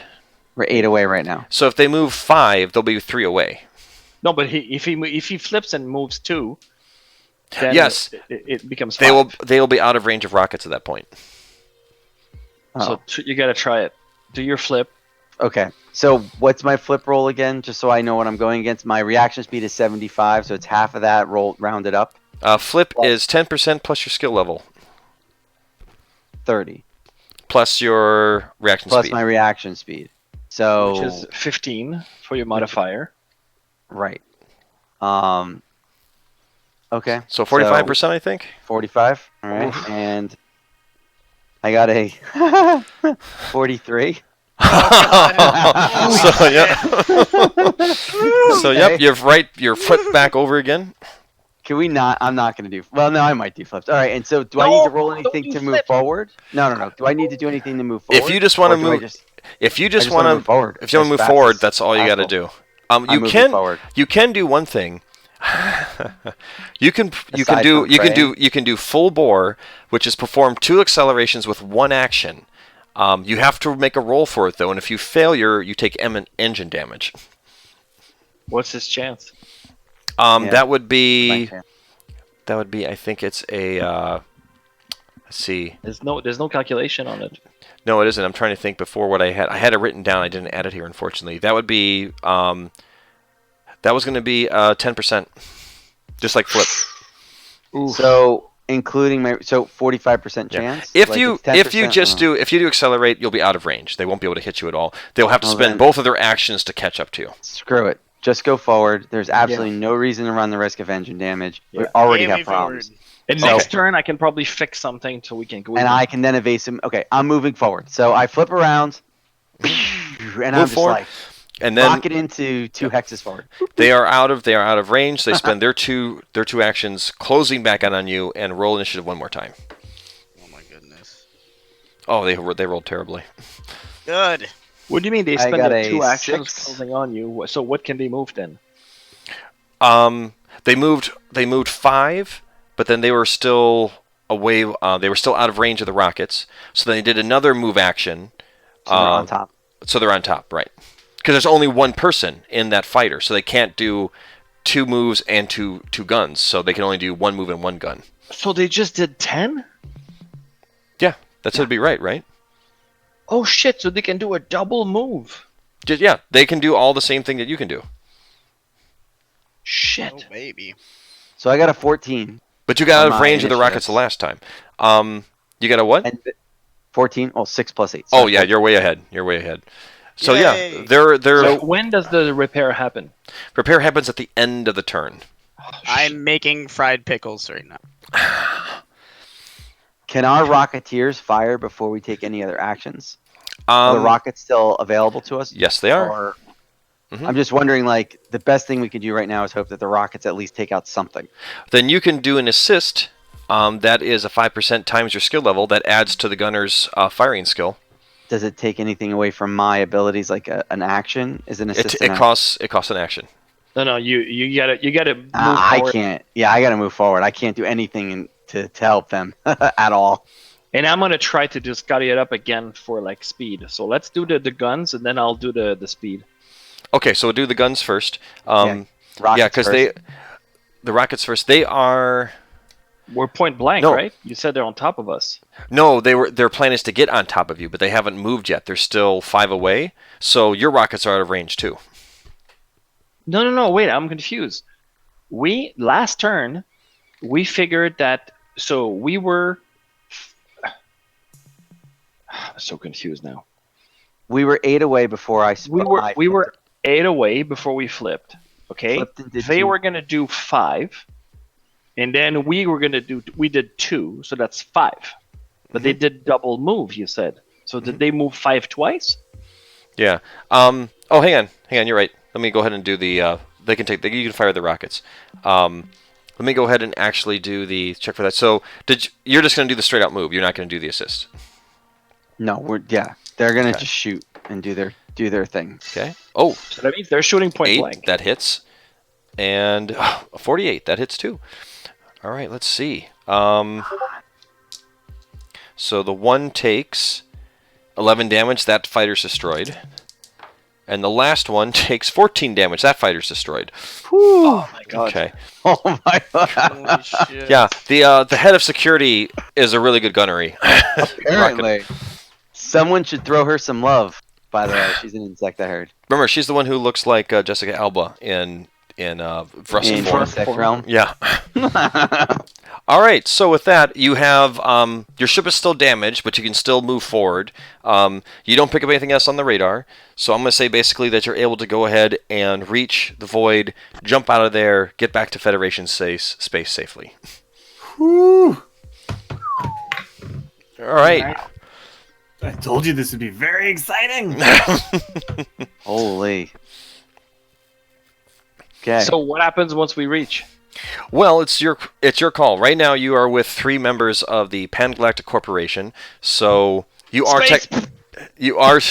I would say you're technically in their ship. I would not recommend trying to mutiny on them because I think the head of security would kill you all.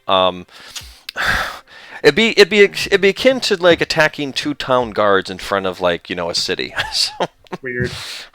but it's happened before. yeah, but so I'm not sure if you'll be able to keep the ship, but you never know. You might go ahead and ask for like a commission or something like that because after all, you are the only survivors from the first encounter of the 3rd Sathar War. Oh shit, Cool.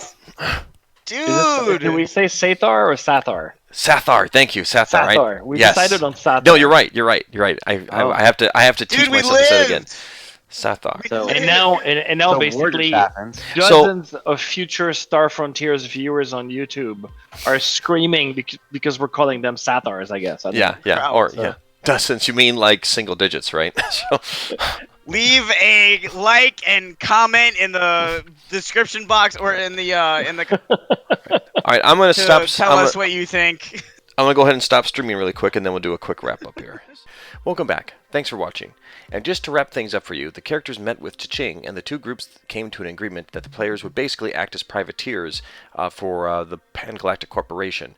In exchange for that, the Pan-Galactic Corporation would basically provide repairs for the ship, perhaps some upgrades, as long as the players bring in pertinent information, valuable data, maybe some top secret information, who knows, that Pan-Galactic Corporation would find valuable. So, again, they're basically acting as privateers for the group.